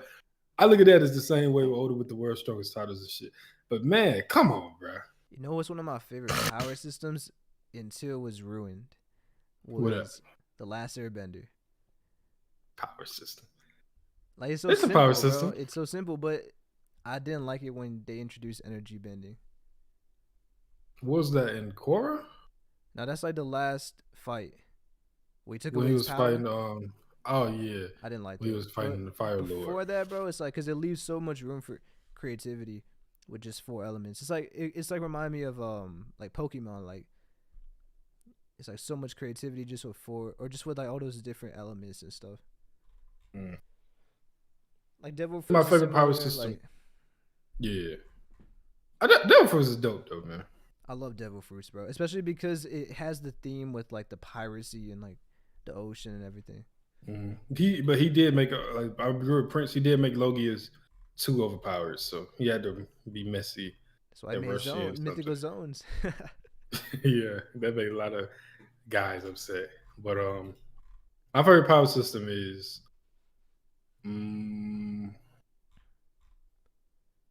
what was I? Oh, Bleach. I think Bleach is my favorite one. The swords. Zanpakuto, yeah. That's very creative to me, and then I did the Shikai Bankai. When a character does they Bankai, bro, it's like just So it high. moves mountains, bro. I love the hype around it, bro. It's amazing. That's great, right? I like how like I don't wait, JJ, you gonna watch Bleach though? I think Prince is watching it. Oh, okay. Well, I'll just say like when someone pulls, because I haven't even I'm like maybe like a quarter or 1/3 through, but when someone pulls out a sword and it's like you don't know for sure like it's a sword, you know what I'm saying? Like or it's like something different. It looks different. Like it's like he'll pull out something that's like it doesn't appear to be a weapon. You know what I'm saying? Or like or the sword is just designed so different. Like some Ichigo random had stuff. What was that? He said spam stuff. It sound like some spam stuff. Like, no, this is how the Zanpakuto power system works. So, well, spiritual. I guess you could say spiritual pressure is the power system, not Zanpakuto. You give Soul Reapers go to this academy, right?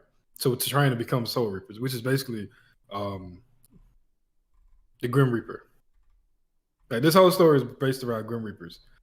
So you go to school, you're given a sword, you train with the sword the whole time you're in school. The sword is feeding off of your energy and like your personality. So once you graduate and it becomes realized as a Zanpakuto, you manifest a power that matches your energy, right? So like you have two different forms. You got the Shikai, which is like a basic form everybody can do, then the Bankai, which is like this big like special thing that was supposed to be rare. Until every time a story starts, things that were once rare are no longer rare. So yeah, like Conqueror's Hockey. Yeah, you get Conqueror's Hockey like only 1 in a million people. Everybody we've met since then got it. every pirate crew got 2 or 3 members that got it. Exactly. So yeah, man. I think the most underrated one for me is Full Metal, because like I love Full Metal. The idea of I think it's like the idea that they combine like science with also like the spiritual, like almost like a godly thing. It's like I think that was pretty dope, bro. Cause actually, I should put that up there with you, JJ. Full Metal Alchemist, Jujutsu Kaisen, or what the third one I say? Hunter. Yeah, Hunter. If you want something, because even though Gon's design or whatever, how can you be a member without paying? Hey, somebody got to donate that to you, gang. but even if you don't like Gon's design, of all the main characters, Gon has the most similar energy to Luffy, in my opinion. He's not the same as Luffy. Luffy is still very different, but he's the most similar to Luffy, I feel.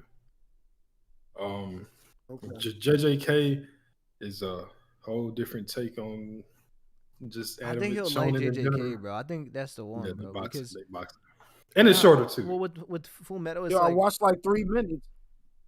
Yeah, what happened? I watched like 3 minutes. You fell asleep. So Crow bless me. You know what I'm saying? I'm on Crunchyroll. I'm watching. I'm just like, yo, I'm just gonna turn it on. And I'm sitting here and I watch this dude. I think I don't know nobody's name, but the main guy's like, and I'm gonna kill you. And then like my TV just blacked out, and I was like, yo, you got to listen to the universe and the spirit sometimes. You know what I'm Watch the saying? show, man. Watch the show. As soon as the show started, the guy's tied up in the room. You got the other guy looking at him, talking a little bit. Yeah, And then he's like, I'm going to kill you. And then looked like they about to get into the theme music or whatever. And my TV was like, nah, we're not watching this. And I'm like, you right. I mean, you know. Bro, watch that show. Because that is like I think it's the best one for him. Because I was gonna say with Full Metal, even though I like it more, I feel like it's not like the comedy is horrible, bro. So like JJK still makes me laugh consistently, where it's like I feel like you'll like it more. Like Full Metal. But one thing I do like about Full Metal though, Full Metal doesn't have a lot of the anime bullshit in it though. The jokes are bad, you know, but it don't got that anime bullshit though. I just ass. They are, bro. No, like you can't tell me that same joke of him not drinking milk didn't get old, bro. Mob Psycho in my top 5, man. Nah. And yeah, I've seen Hitman Reborn. I watched that when I was a kid. I love that show. The jokes are a little stale, but like I'm I just said, saying compared to Jujutsu Kaisen, like Jujutsu Kaisen consistently has some of the funniest moments, especially with Gojo, with Yuji as well. Yeah, Gojo was funny. Yuji with oh my god, like when they were playing baseball, bro. Yeah, that was hilarious. And then the episode with when they was meeting that girl that used to have a crush on him and looked like, you know, what the fuck was that, bro? That shit was hilarious, man. With him and Toto when they like, when he had like a whole like flashback that he created in his mind. Yeah, that man is peak on the spectrum. I love it, man. Well, Hitman Reborn. Oh, once you watch, you'll understand. With Hitman Reborn, you got to skip the first 25 episodes because they took the manga and they was trying to make it into a comedy, but then it was like, you know, we actually got something here. So they wound up making it into like a actual show later on. Mob Psycho. Mob Psycho is in my top 5. I'm telling you, I love that show, bro. I've only seen the first 2 seasons. I haven't even seen the 3rd season. I was waiting for it to build up, and then I was trying to watch with my girl, but she been pushing, so I'm gonna just watch it. I think I'm gonna watch Gurren Lagann tonight, though. I haven't seen it before. Anybody has seen that? Well, I know seen it, yeah. Don't do that. Like, I may have seen a snippet or two. Dang, don't just do me like that.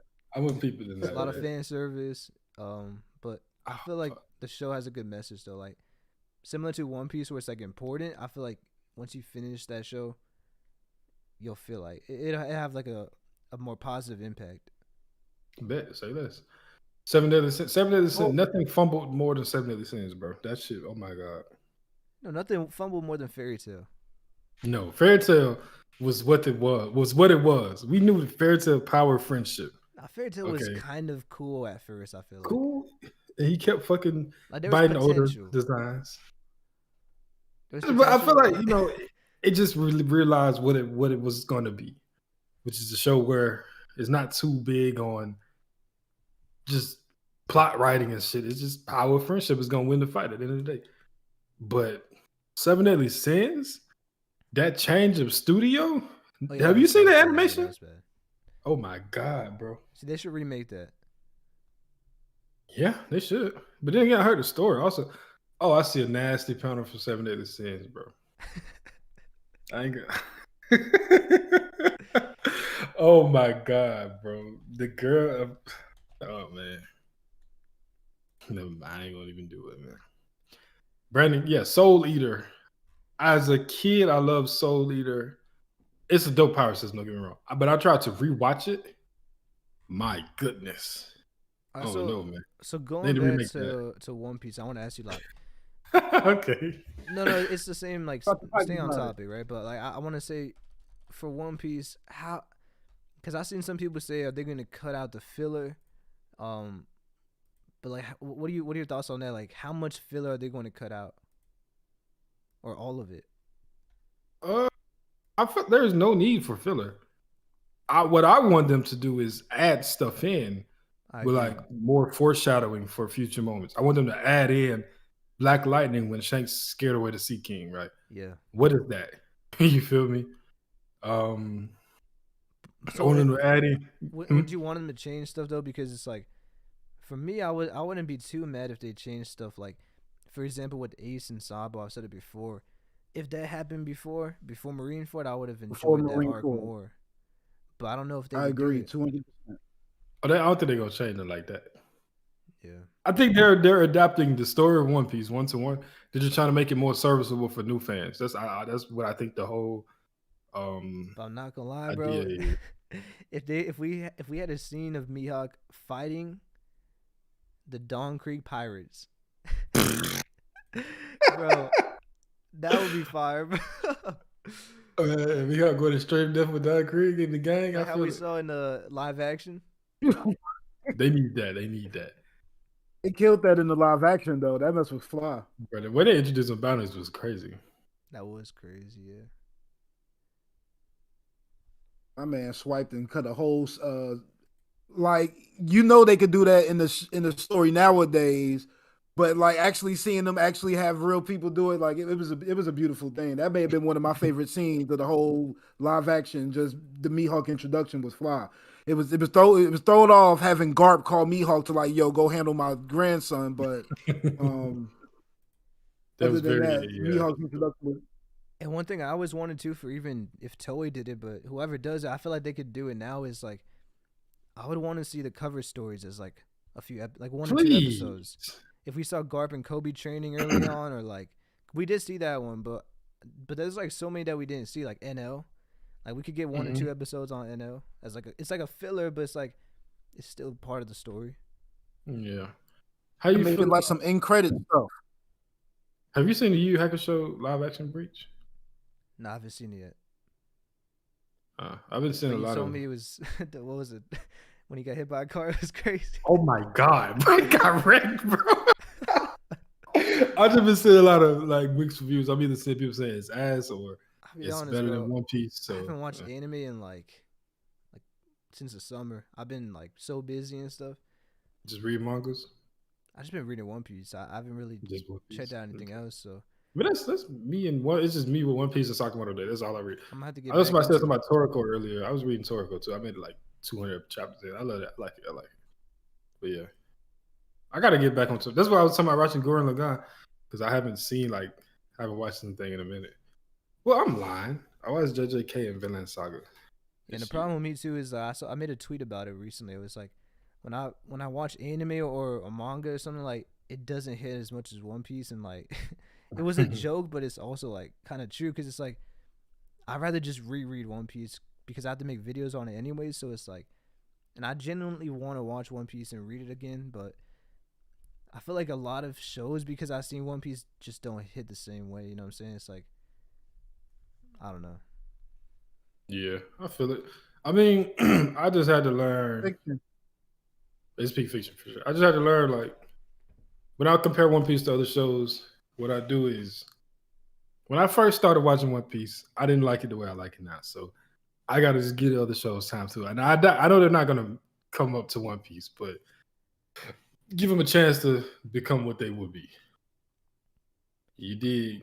Yeah, but I don't know, man. I feel like maybe it's just because sometimes I took a huge break from anime when I was in high school. I didn't really watch it too much.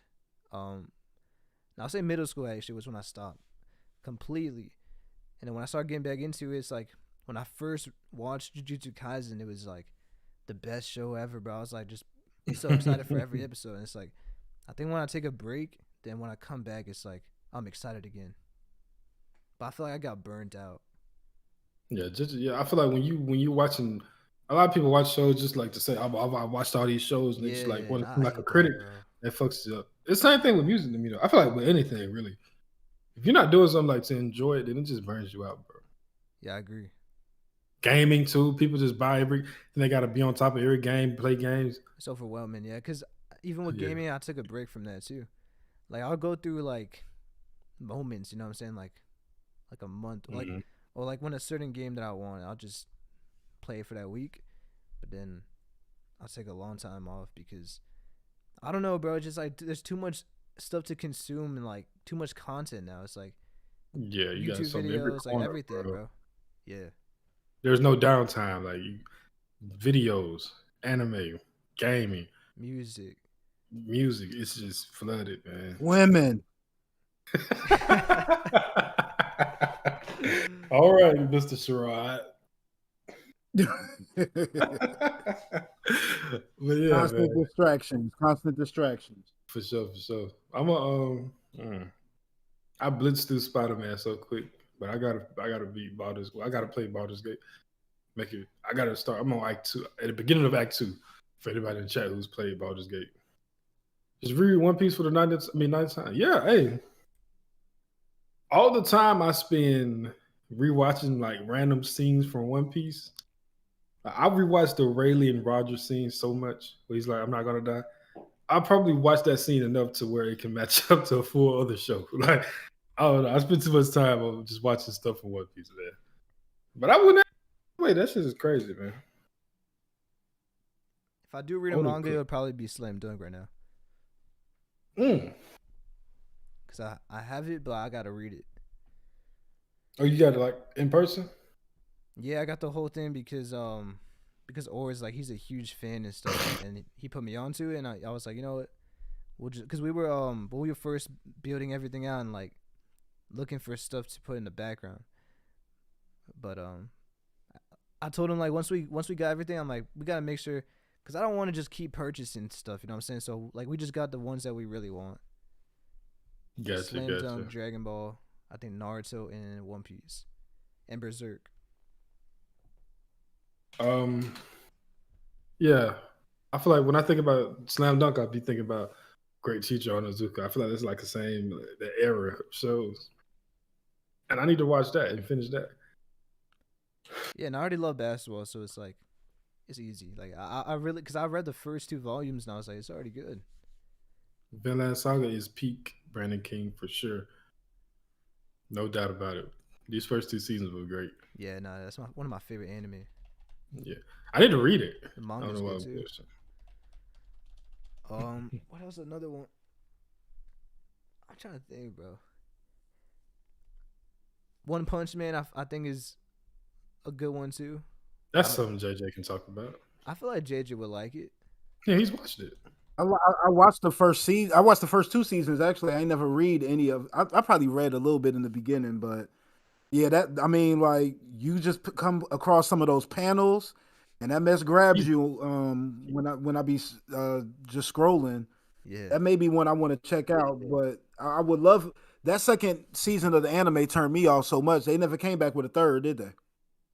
Nah, I don't think that so. that second season was trash. Bro, I have this thing in my life Turn me where when I watch some things, I get a headache when it's trash, bro. I Like if I agree, play a bro. game, I feel you, bro. bro, I was fucking watching that episode. I mean, that second season. I was like, oh, there you go. There go the headache. Let me cut this Nah, shit bro, off. I couldn't even watch. I watched one episode and I couldn't watch it. It was so bad, bro. So bad.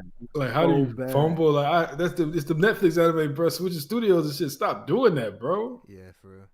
Sword Art Online would be good. Just The no, the fucking animation of that first, the animation of watch the that last episode bullshit. of that first season was such so bad about quality, that? yo. What's bad about Sword Art Online? Telling these niggas just stop doing shit and when fucking in the fucking cabin in the mountains for half in the middle of the season. I'm like, what the fuck am I watching, bro? I watched the first like 4 episodes one time. It's cool at the beginning, bro, but I promise you, like episode like 8 or 10, I don't know when they go to that fucking cabin. I'm like, what am I watching, bro? But you know what I hate about Fire Force? I know so many people that love it, bro. Like it's like their favorite anime. I don't know how, but I don't know how like they got such a cult Can't say following that. because I can't it's say like favorite. I mean it's all right, but I'm saying like, bro, I know a lot of people that love it. It's like kind of weird. No, it's fire, but favorite is wow. It's like I wouldn't say top 10, but it's dope though. I fuck with it. The art style is cool. I like the art style. The animation. I think that it's what's so impressive to me is the fact that everybody's powers are based off fire, but he's still so creative with it. Like nothing feels like stale. Like Yeah, no, this is dope. I'll say this Benny about Young. Fire Force, bro. When I saw the season finale of the first season, I've never been so mad, bro. Like it was the most BS fight I've ever watched. Oh man, I feel like a dope fight that's underrated is the dude with the smoke powers. I like his power. Did you make it that far? Nah, I just saw the first season. Okay, they got some real like I can't. I was gonna say something. Wow, I'm glad you said it. I think I'm gonna have to change the title for this stream. Hey, we talked. Hey, I mean, look, we doing a moment stream next. That's we gonna, but this is a dope stream, man. I mean, we touched One Piece, but a lot of this was recapping things just from a different perspective, Yeah, plus we're a little shorthanded too. talking So points have been. That's true, yeah. But since we're talking about not just One Piece today, I want to say the GOAT has returned in the Morant. NBA. oh my god, He's back, bro. He's back. hey, I ain't gonna lie, that first game was man. crazy. That was crazy, That yo. was crazy. Like walk down Like, game let for the him- first game. Do y'all realize how bad Listen, they let were him- without him? That was terrible. Let him bring his straps on the court if he wants to. If he gonna hoop like that, let him walk with it wherever he want. Okay, I was don't arguing. care. Oh god. He should be MVP, I was- bro. I know he's not eligible. He's the most Oh valuable player. yeah. I don't know about that now. Let's relax. But I was arguing with a friend. Do y'all think Ja has potential to be the face of the NBA? Yes. I think he already is. Oh My God. goodness, bro. My goodness. What are you saying, bro? LeBron who? Listen, bro, I'm tired, bro. When I see him in place 30, like top 40 players in the league, right? And they place him 34. Like, bro, people were disrespecting him so hard. That's bro. disrespectful. It's like, but now everybody switched back, so it's good to see. Okay, so think about it like this, right? Think about it like this. Everybody's a free agent in the NBA this year. Yo, I'm finna step out real quick. I'll be right back. Picking Ja Okay. number 1. Everybody's a free agent in the NBA this year. But coming into the season, Ja Morant is suspended 25 games. Yeah. You're still going to take him first. No. For one season. So though. I mean, like that's what I'm saying. When I hear them do like their annual rankings, I kind of think of it like, okay, if we're starting the season off, who do we want to be the person to lead our team? You got Jokic 1, you got LeBron in the top 10, and if Ja Morant was playing healthy 100%, because he gonna miss some games either way. But if you could start the season off with Ja Morant, there's no way Ja Morant's not top 20 at the lowest. But when you account in the fact that a quarter of the season is gone off of something that he kind of made a mistake of that he may be able to do again, if I'm just ranking in regards to this one season, he's got to fall. It's just sensible. Yeah. That's fair. But to nah, me, it's if still, I'm like, saying like if we look at point guards, right? Like everybody was hyping up Halliburton, Alexander, and like all these guys, and like to be fair, like some of them are on his level, but it's like I feel like he was just left out of the conversation just because he wasn't playing. Where it's like when he comes back and everyone's like he's the best point guard besides Curry. I'm back. My bad. What I miss? I mean, I just feel like that's the internet world. We talking about what's new, that's one thing that makes LeBron great is the fact that he's been around 20 plus years and he finds a way to be the topic of conversation all the time when we're constantly looking for another person to crown. And that's where Ja Morant comes in. But I was saying, like with his swag from the get-go, I literally always thought of him as like the leader of the new school. When LeBron and Curry and KD is gone, like him and Anthony Edwards, I feel like those are the two guys with the energy and the personality to be able to lead the league on. And then you got Luka, who's also going to be able to do that. I think Jason Tatum is kind of dry sometimes, but him being with Boston and I think he's good interview, but he's just dry. But that may just be a Boston thing altogether. Everybody up there just talks extra corporate when you play in Boston. But, well, let me ask this. I would say like those are like the top 5 leaders of the new school: Zion, Ja, when Zion Luka, is Tatum. Like, I feel like we can't take Zion too seriously because he's just been through so many injuries. He's he had his own off the court stuff, and it's like I get we can say the same thing for Ja, but it's like Ja to me, how you said, has that energy where it's like either way, if he's on the court, this guy is like everyone wants to talk about him. He's that guy. Did y'all say Ja was top 20? Like, what did y'all come up with? Like, Well, no, because I said like it was they were disrespecting him, but in my opinion, he's like top 10, bro. Like borderline top 10. no fucking way. He's Get like the fuck out of maybe here. 12.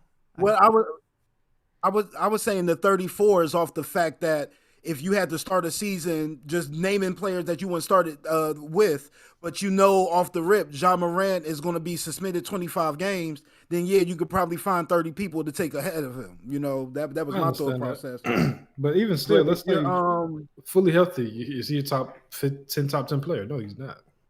I think he's borderline like 9 through 12, 9 through 13. that's say that. That's But like tough. top 10, say that. That's I mean, tough.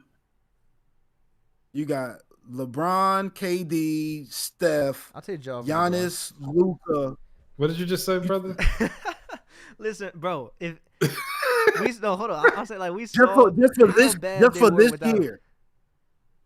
Bro, you acting like that's not the case with bro. Well, not this year. Nah, bro. Like we've seen LeBron off the court, and AD has helped him out. Like he's kept them afloat. And, Hey man, and Jaren Jackson was playing like trash without Ja Morant. them Grizz Jaren Jackson had 40-point games before Ja came He had back. a few good games, like but he wasn't doing enough to carry the team. He's not a carrier. What's up? Like if you just tell me, if you ask me LeBron or Ja for this year, I'm thinking LeBron like you. But I'm like preach like. The Grizzlies was the 2 seed last year. You know, they got knocked off, but that was the injury issue. Hold up now. We're ignoring a lot of context. Steven Adams out for the season. Brandon Clark hasn't played all year. Yep. They lost. That's what I'm saying. Yeah, they had lost Dylan Brooks. I'm saying though, but Ja isn't the only reason why they're not the 2 seed though. I think they was missing some of their core. They were but I was saying like you could say Ja over LeBron because last year Ja was putting in the work to be the main man of a number 2 seed in the NBA. So I can understand where if you swap LeBron with Ja last year, they would have beat the Nuggets. That was 2 years ago. What the? Just pissed me off. What, bro? Listen, I know the playoff veteran experience, but Ja's just a different, bro. He's just different, bro. Like, who is stopping Ja? Bro, did you know? Do you know who the Lakers beat? Hold on. You know that LeBron and the Lakers beat Ja Morant in the first round, right? No, yeah, I know that. I'm saying, like, is that not? The team was better, so it is what it is. And I the 2 seed versus the 7 seed. He's inexperienced, he's immature, but it's just, bro, that guy's embarrassing Jamal Murray. Them niggas, they sold to the devil for that championship. I don't care what nobody say. Look at how them niggas was hooping. What? Bro. Man, look at them crazy ass shots. Oh, you stupid. You saying the devil was putting the ball in the bucket. Yeah, I don't care what nobody say. That was some crazy shit, bro. Them niggas was making everything, bro. They pissed me off bad, bro. Jamal Murray was on one the whole playoffs. Like, yeah. Let me ask you this, Crow. Is Ja Morant in the top? What do you rank him point guard wise? Like top 5, top 3? Top 10 I have him behind Curry, and that's it. Maybe Alexander. Considering some people, yeah, I would say like is SGA a point guard or he just a combo guard, like a 2 guard? Like, no, it's just like I don't know because then you got to say is Luka a point guard? Is Luka is 6'10". That nigga's not no point guard. John's a top 3 point guard. I think so too. I can't give it like people like Halliburton is having good years, but I can't just put it on Ja. Ja has done it on every stage, and he's taken his team to like levels that they obviously can't reach without him. Well, I don't know. The Grizzlies were like very good without Ja. I want to ask both of you, who is your top player in the league right now? Jokic. That's fair. Jokic. Yeah, I think. But Jokic. But when I say face the league, I started this conversation asking. Huh? I'm just saying best player. Like to me, it's Jokic, but I feel like Curry is not too far. No, Curry is pretty far.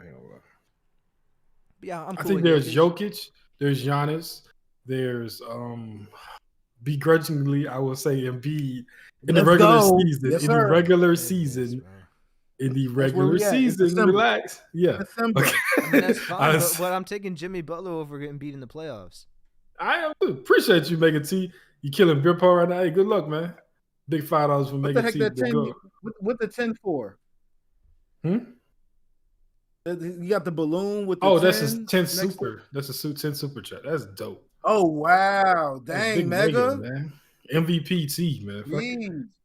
Mr. Fact of the Day. If y'all not in the OPU Discord, Mega T hits us with some interesting OP facts of the day every morning. And I look forward to reading that every time I wake up. Even if I don't say nothing, I always read them. I promise. JJB says stuff. Yeah. So Jokic is the I'm like, he be coming with undisputed- Pokemon facts. Like, this is the OPU Discord. Don't be coming with no Piccolo facts. Like, nah. We got like 2,000 characters, and you talking about Krillin, how many dots he got on his head. Slow down.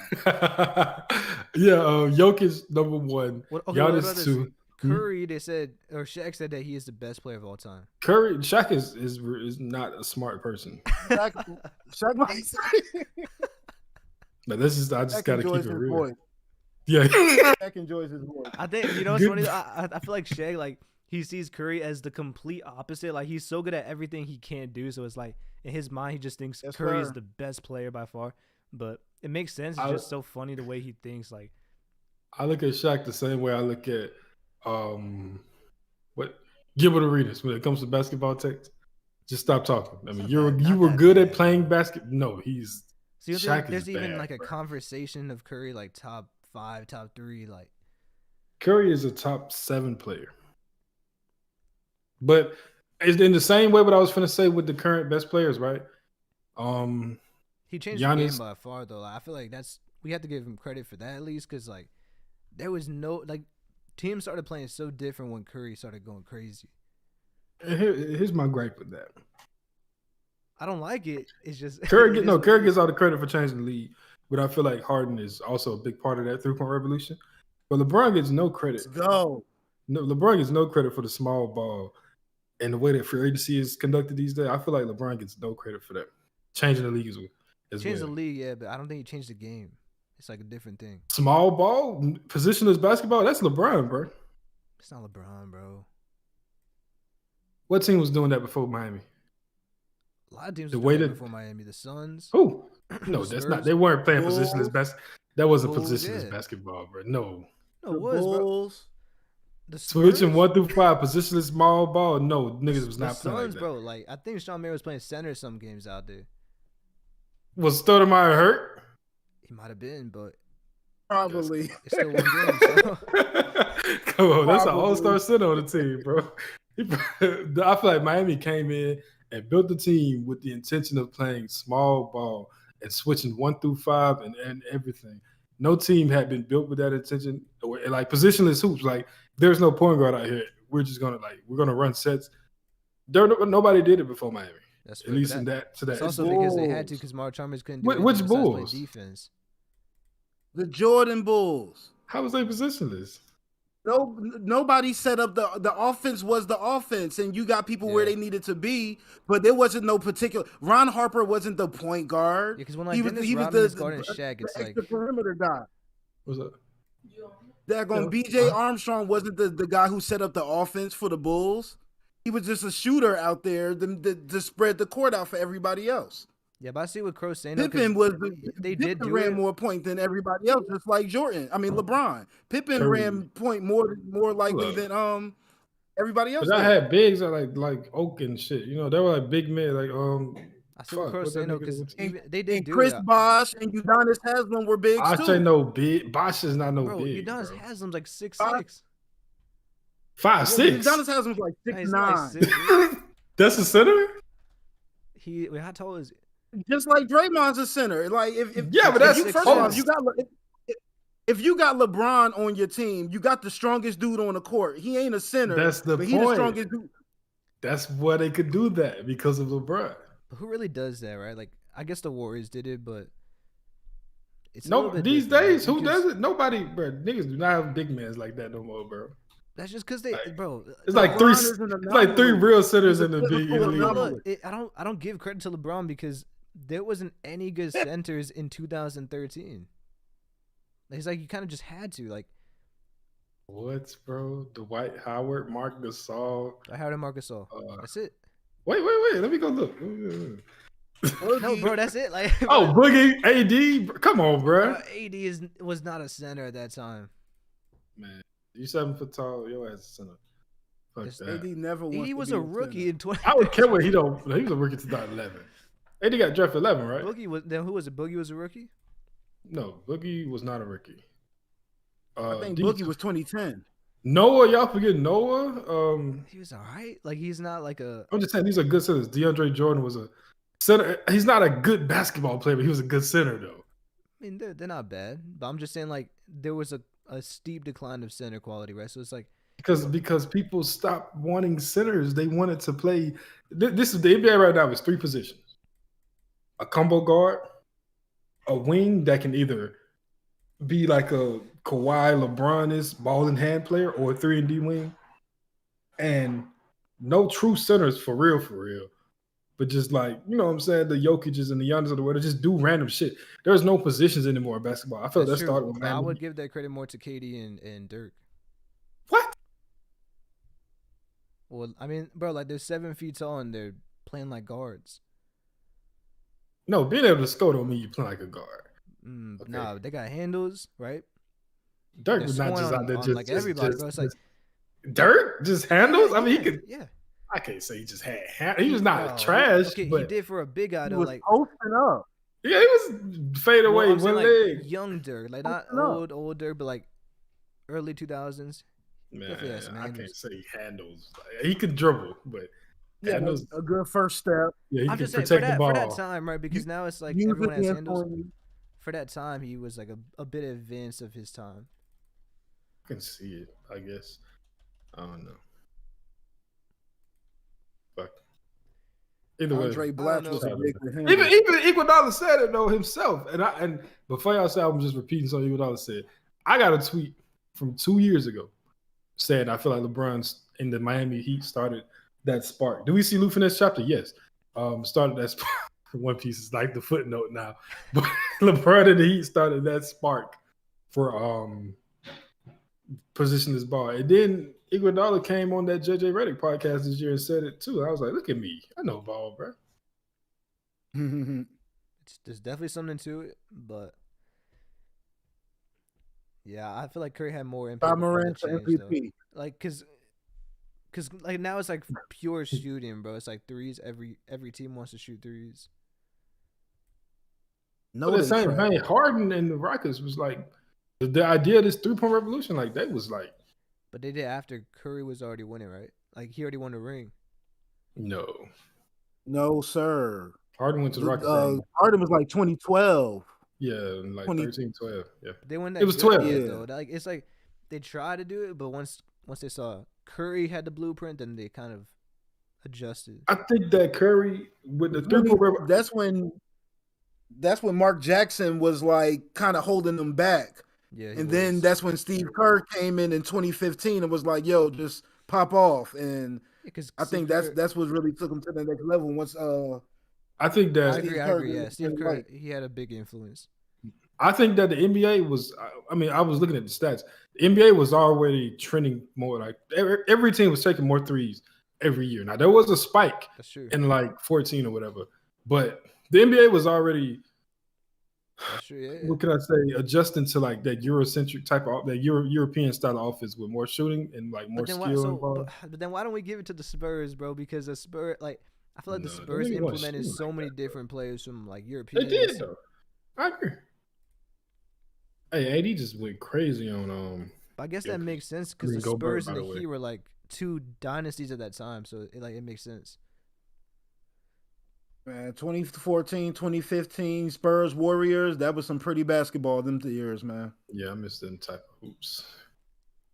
I'm just saying we're gonna talk about Mr. DPOY getting cooked by Embiid and AD back to back. Who Marcus or He shouldn't have Jaren won that Jackson? award in the first place. I think Jaren Jackson. No. Rudy Gobert. Oh, okay. I'm That's Jaren Jackson. about to give it to Jaren, boy.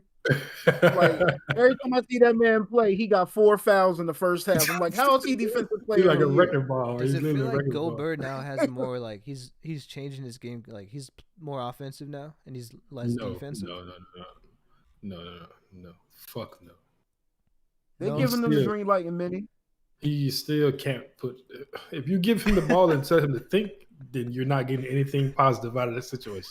If you give him the ball and just say, "You're right in front of the goal, dunk this motherfucker," like that's cool. That's fair. How do you play this game? What game are you talking about, brother? You talking about basketball? I plug you in. You feel me? I come to my training camp.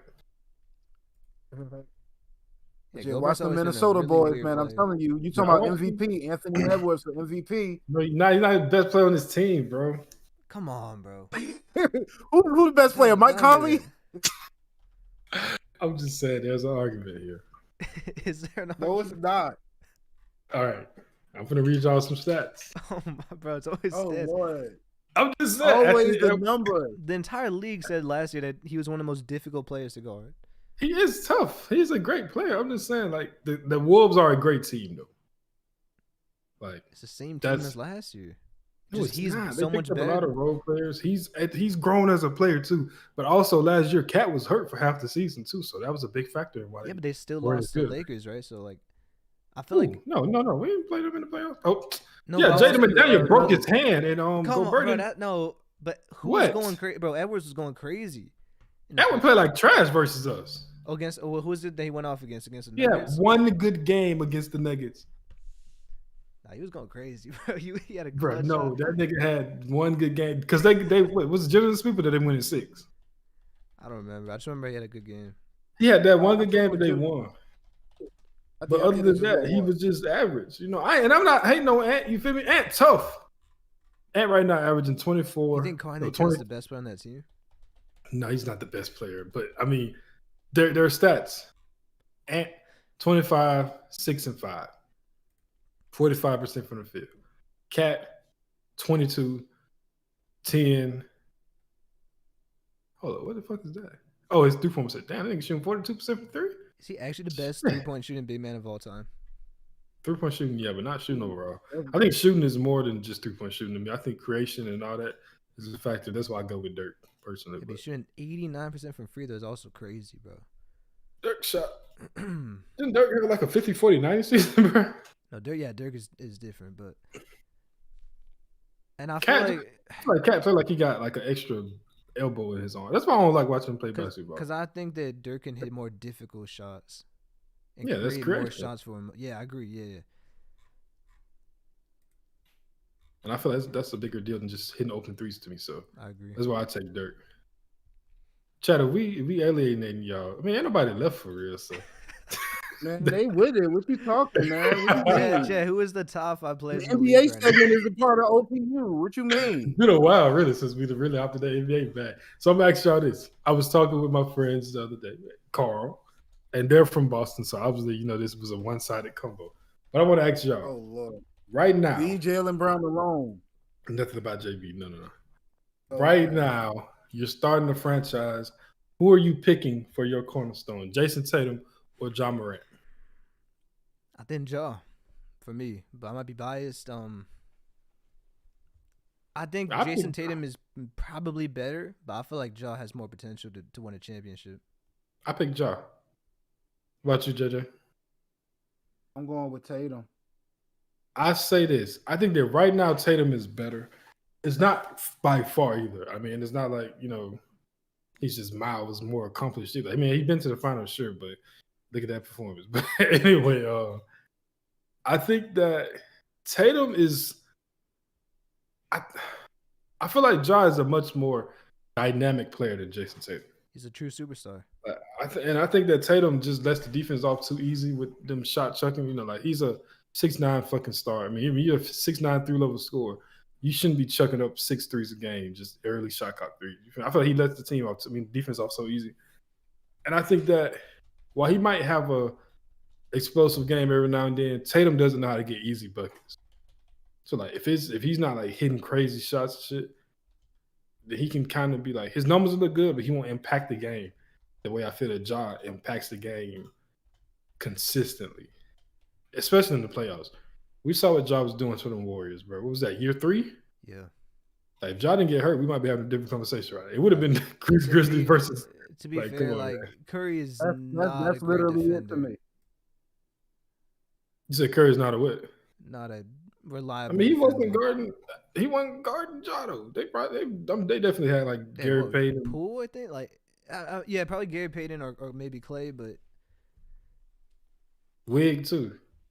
And then this is my thing. That same year when the Warriors played the Celtics, they was trying to hunt Curry in the finals. It was not working. yeah, but Ja looks like he gained a little bit of muscle. Shit, he had been doing too much running, so Yeah. you know what I'm saying. He had to put on something. But Ja putting muscle on is great. But Tatum's done the same thing too. That was kind of like one of the bigger stories of the NBA offseason about him putting on that work, and I think that's a benefit to him. But the most important ability will always be availability, and you don't really hear. I mean, on a yearly basis, before the suspension, Ja's going to be out 20 some odd games in regards to his team. It's good that his team is good enough to hold it down without him, but I don't recall Jason Tatum really going through anything like that. So you got the career resume of basically being in the NBA Eastern Conference Finals minimum since his rookie year, going to the finals. Yeah, you took that L, you played bad, but you got that experience, you move better, and your team is stronger now because of those losses. So Yeah, I mean Tatum I was dunking on definitely LeBron since he was a rookie. I think that Tatum's Tatum is been the that safer guy, pick. I think Tatum is a safer pick, but Ja is a more dynamic pick. But I, And I would I say that Yeah, Tatum has more definitely, longevity definitely. too, because longevity. Who? Yeah. yeah, because his game is more fundamentally sound. I feel like with Is Jaws, it really? Look, yeah, look, it is, bro. the Because idea of Tatum and the reality of Tatum is two different things. Like I said, the idea of Tatum is this 3-level scorer that can get you buckets consistently, efficiently from all levels and carry your team. You feel me? The reality of Tatum is a shot chucker that doesn't use his size at all. And I find this idea that Tatum is just such a great defender is a little bit overstated. He got good size, so he gets stops off that.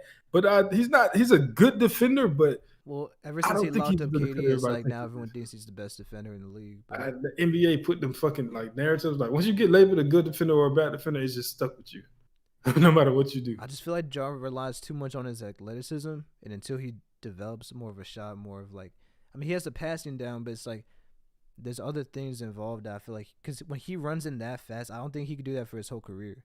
Like we've seen it with Westbrook, we've seen it with players with it once they get them to Derrick their Rose. prime, they kind of like they rely too much. Like Westbrook can't even make a shot because he can't even jump as high as he used to with that like crazy bounce that he had.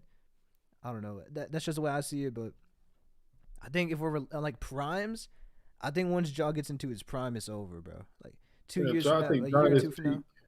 Yeah. Tatum complements the team better than Ja. That's debatable. Ja at his absolute peak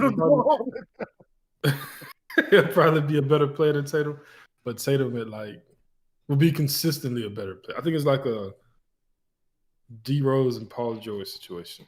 D Rose at his peak was way better than PG in my eyes, but PG has been more consistently a better player than D Rose. All right, D Rose or Ja? Ja. I PG mean, at the Ja's peak story is of still being told. I mean, are we talking about the prime version, or are we just talking Yeah, about like current Ja or Man, give me Ja. prime Derrick Rose, like MVP Rose. Give me Ja. and Derrick Rose was something, yo? What you mean? Look at Ja Morant, It's bro. close, He is bro. something It's close. now. Ja Morant had him as the 2 seed. Chicago was the 1 seed until he got hurt. Like that was the year he lost his Achilles or whatever it was. Man, look. I fuck with it. Derrick Rose a bad boy, 2 man. seed in a way Yeah, harder and West bro, is that more Bulls impressive. team was not great, bro. Like they had a That lot of team was the injuries. best defense in the league, bro. Yeah, but it's like when you have Carlos Boozer like as your main secondary scorer, and he's like he's hurt for the whole year and Bro, stuff. they It's had like, like a full offense, though. It wasn't just Boozer. Like, it they had was, bro. It Heinrich. was. I'm just saying, like, they had like Had them Duke, Heinrich, Luau, Dane. that was They a had good quality. team, bro. Thing That was a he good was team. alright. It's just Joe they had a Noah. name. I think this is similar to that 2011 Maverick situation where people don't see big names. So they say it's not a good team, but that's a good team, bro. Well, they're a championship team. I don't agree with championship team. First seed good, but But it's they was a good. good team. No, D-Rose definitely elevated them to a first seed. But at bare minimum, that's like a 4th seed team. Yeah, I'm just saying, like, to me, the Grizzlies have more talent. Last year. Jared Jackson, I don't know. It's debatable. I think they're the same tier of talent. Who is their 3 now that Brooks is gone? Who is their 3 now? I would say like Vance Bane, Williams. right? Is it him? Bane and Jackson? I don't know. Who the fuck is that? Jackson is the 4. I don't even know who the center is because Adams is still hurt, ain't he? Is it the Aldama dude? I think they're playing Jaren Jackson at center. I can't even tell you this Grizzlies team. That's how trash. They need a big man. Like, John's back. I know when they faced the Lakers, I was like, bro, they have no chance of stopping AD without a center. But who has a chance to stop AD? Like realistically, like you don't. Like I said, you can't build teams based off stopping like the best players in the world. We have to build it based off of who you think you could run into. Like Warriors had no chance of stopping him because like Kevin Looney's not doing anything to even slow him down. You can't build a team to stop unstoppable players. I mean, you can say what you want about AD, but AD is the truth. You feel me? Like, and Jokic, like niggas keep talking about the Lakers should have tried to adjust and being able to stop Jokic. If you build a team, I feel that's like cutting off your nose, to spite your face. Like you building a team to stop one person that you probably won't. Like there's a chance you don't even run into him. That is true, but because like even Jaren Jackson's like a defensive player of the year level player. Yeah, he's AD was supposed to by do AD. that. So it's like cooking that bit that weekend. Like, come on, man. He stole his DPOY. That's why I was mad. You gotta cook him. Yeah, it's they got Bane running. There's a lot of out niggas, bro. Damn, they got Bane running 3 this good, JJ. Yo, as crazy as it sounds, do you think the Grizzlies miss Dillon Brooks? I think they do. Yes, I don't like how they did Dillon Brooks. I feel like Dillon Brooks was like kind of scapegoated. I feel. No, but that's the media. I feel like because I think with Dillon Brooks, he just wanted to leave. You give him that? No, they did the whole. What they said under no circumstance. Like, we're not signing him. But that was already before the season. That was like even before the playoffs, right? No, that was after they lost to the Lakers. They was trying to imply that Dillon Brooks was like poking the barrel at LeBron. But bro, LeBron is gonna be LeBron James, bro. Like there's nothing Dillon Brooks could have did to stop Bron from being Bron. So like let's not blame him for Bron cooking y'all. Let's just make this a better team. I think just letting Dillon Brooks walk was not making them a better team. I mean, he played bad, but he played horrible. He went horrible. No, but that was. I mean, the way they talk about him in the media, I imagine it was something more within in the background because I can't recall ever a team coming out to be like, just to let y'all know we not signing them. Like that's I don't think I've ever seen this before. It had to be more than just a LeBron circumstance. It had to be something behind the scenes. Yeah, it's weird.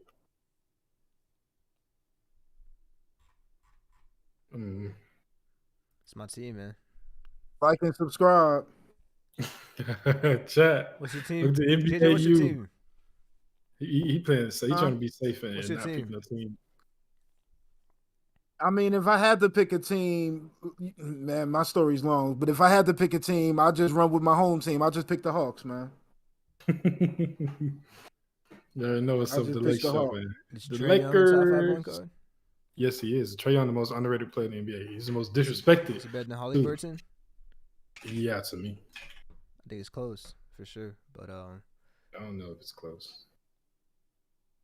Holly was having a crazy stretch of games, but I feel like he's come back down to earth. Trae Young this season, 28, 11.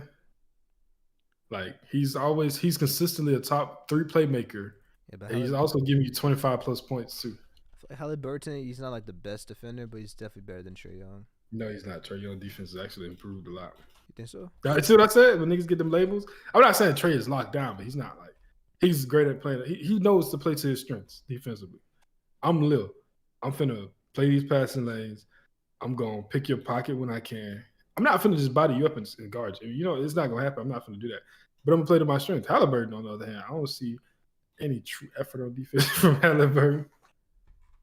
No, I see effort. I see effort. Yeah, they be ready to get the ball out the net and run down the other side. Yeah, The this whole is team is historically. just like horrible at defense, but I feel like he's I the mean, one Miles Turner is guy that's supposed to like be tough. playing decent defense, not like Nah, that anything boy ain't got crazy, no but defense. Miles Turner is the only defensive guy on that team, and he's been getting destroyed lately by the big. But it's the big, like I said, they're the big days, bro. You got 40 from 80, 50 from Giannis, and like 47 from Embiid. Like you can't, like, what can you do about it, bro? Especially Embiid foul baiting and shit. You know what I'm saying? It's just tough, man. I think it's like really weird too. Is the whole Josh Giddey situation just like mysteriously vanished? They put out a report that he met with Shawty, did whatever, and later on found out she was underage that he cut off. Apparently, that's what they said. They said the team knew about it, and after they like learned like he cut off whatever, they just ignored it.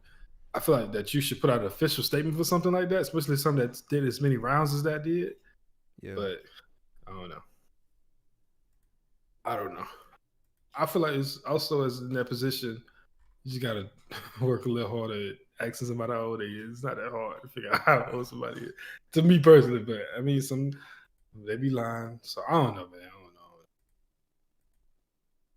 The NBA didn't track triple doubles until 1979 when Michael Magic Johnson said Michael Jackson popularized the feat. bro, have you seen that like I saw something on Instagram? It was like or it was like craziest stat lines, and then it's like Will Chamberlain like 25 blocks and like 10 steals. Listen, when I see anything from Will, I just Bro, block what it the out because I'm not, bro. You're not finna fool me, nigga. 25 blocks is crazy though, bro. Like, I feel like they was counting rebounds as blocks or something. Like, what's going It on? was like 55 points, like 35. It was like some crazy, like, bro. I'm like, what you? No, I do not. Like, you not finna fool me, bro. Oh, it's like I think The it was like greatest. Bull had 0 points and 15 blocks in the game. And not. Oh no. Okay. Kendrick Perkins wants Steve, D'Angelo you Russell. okay? No, I thought he was saying like an NBA game. I'd be damned. Man, though. Y'all ready to wrap it up? Let's do it. All right, we're gonna read this just to say some thoughts of in the future of what we doing. Appreciate everybody that stood by with us. This has been a great year. We do got one more stream though, so I ain't gonna get too far into thankfulness for the year. But yeah, what was I finna say? Appreciate everybody that stood by for this basketball conversation. How about that? Even if you don't watch hoops, our numbers have been pretty consistently like in the same area. So it looks like we're doing something right. You feel me? This is a short-handed stream. Shout out to Prince and Zane. Prince said he had lost his voice or whatever, so he couldn't stream, but he manned it down the chat for the most part, and we fuck with that. Everybody that came through, our regulars. I think I did see a couple new names. Maybe I might be making it up. But it was a fun stream. We hit the chapter a little bit, talked about some other anime, and talked about the best sport in the world. I can't complain at all. Y'all boys want to go ahead and say y'all goodbyes? Talk to him, JJ. Yeah, let's do that, man. You already know what it is. John Sherrod and all social media. It was fun talking One Piece. It was really, we had to bring some good spirits. You know what I'm saying? This is one of them emotional chapters, 1102. So, we figured we do what we do and talk about that hoops and, what I'm saying, just bring the energy right in a positive way, But, bouncing all over the place, I feel like that's part of the brand at this point. And everybody stayed with us. So I'm like, hey, everybody's with it. Let's roll along. But, I appreciate everybody sitting through. And shout out to Zane and Prince.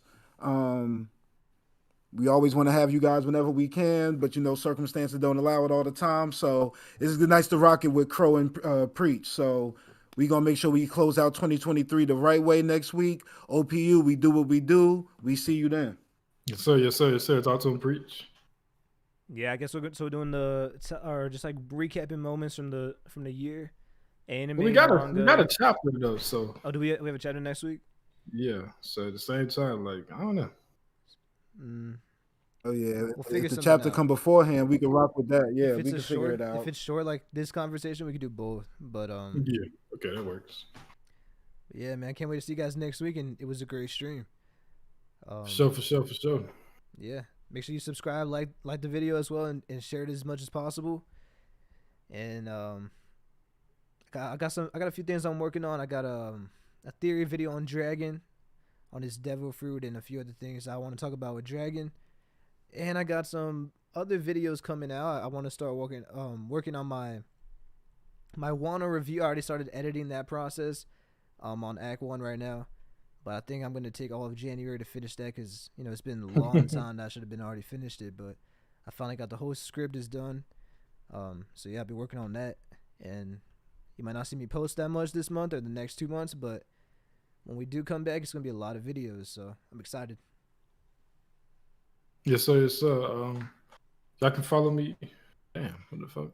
Yeah, y'all can follow me on Twitter at Margin Crow with the K. Yeah, I'm working on videos. Like I said, just holiday season. So I'm gonna start top of the year for sure. And that's it. That's all y'all get from me.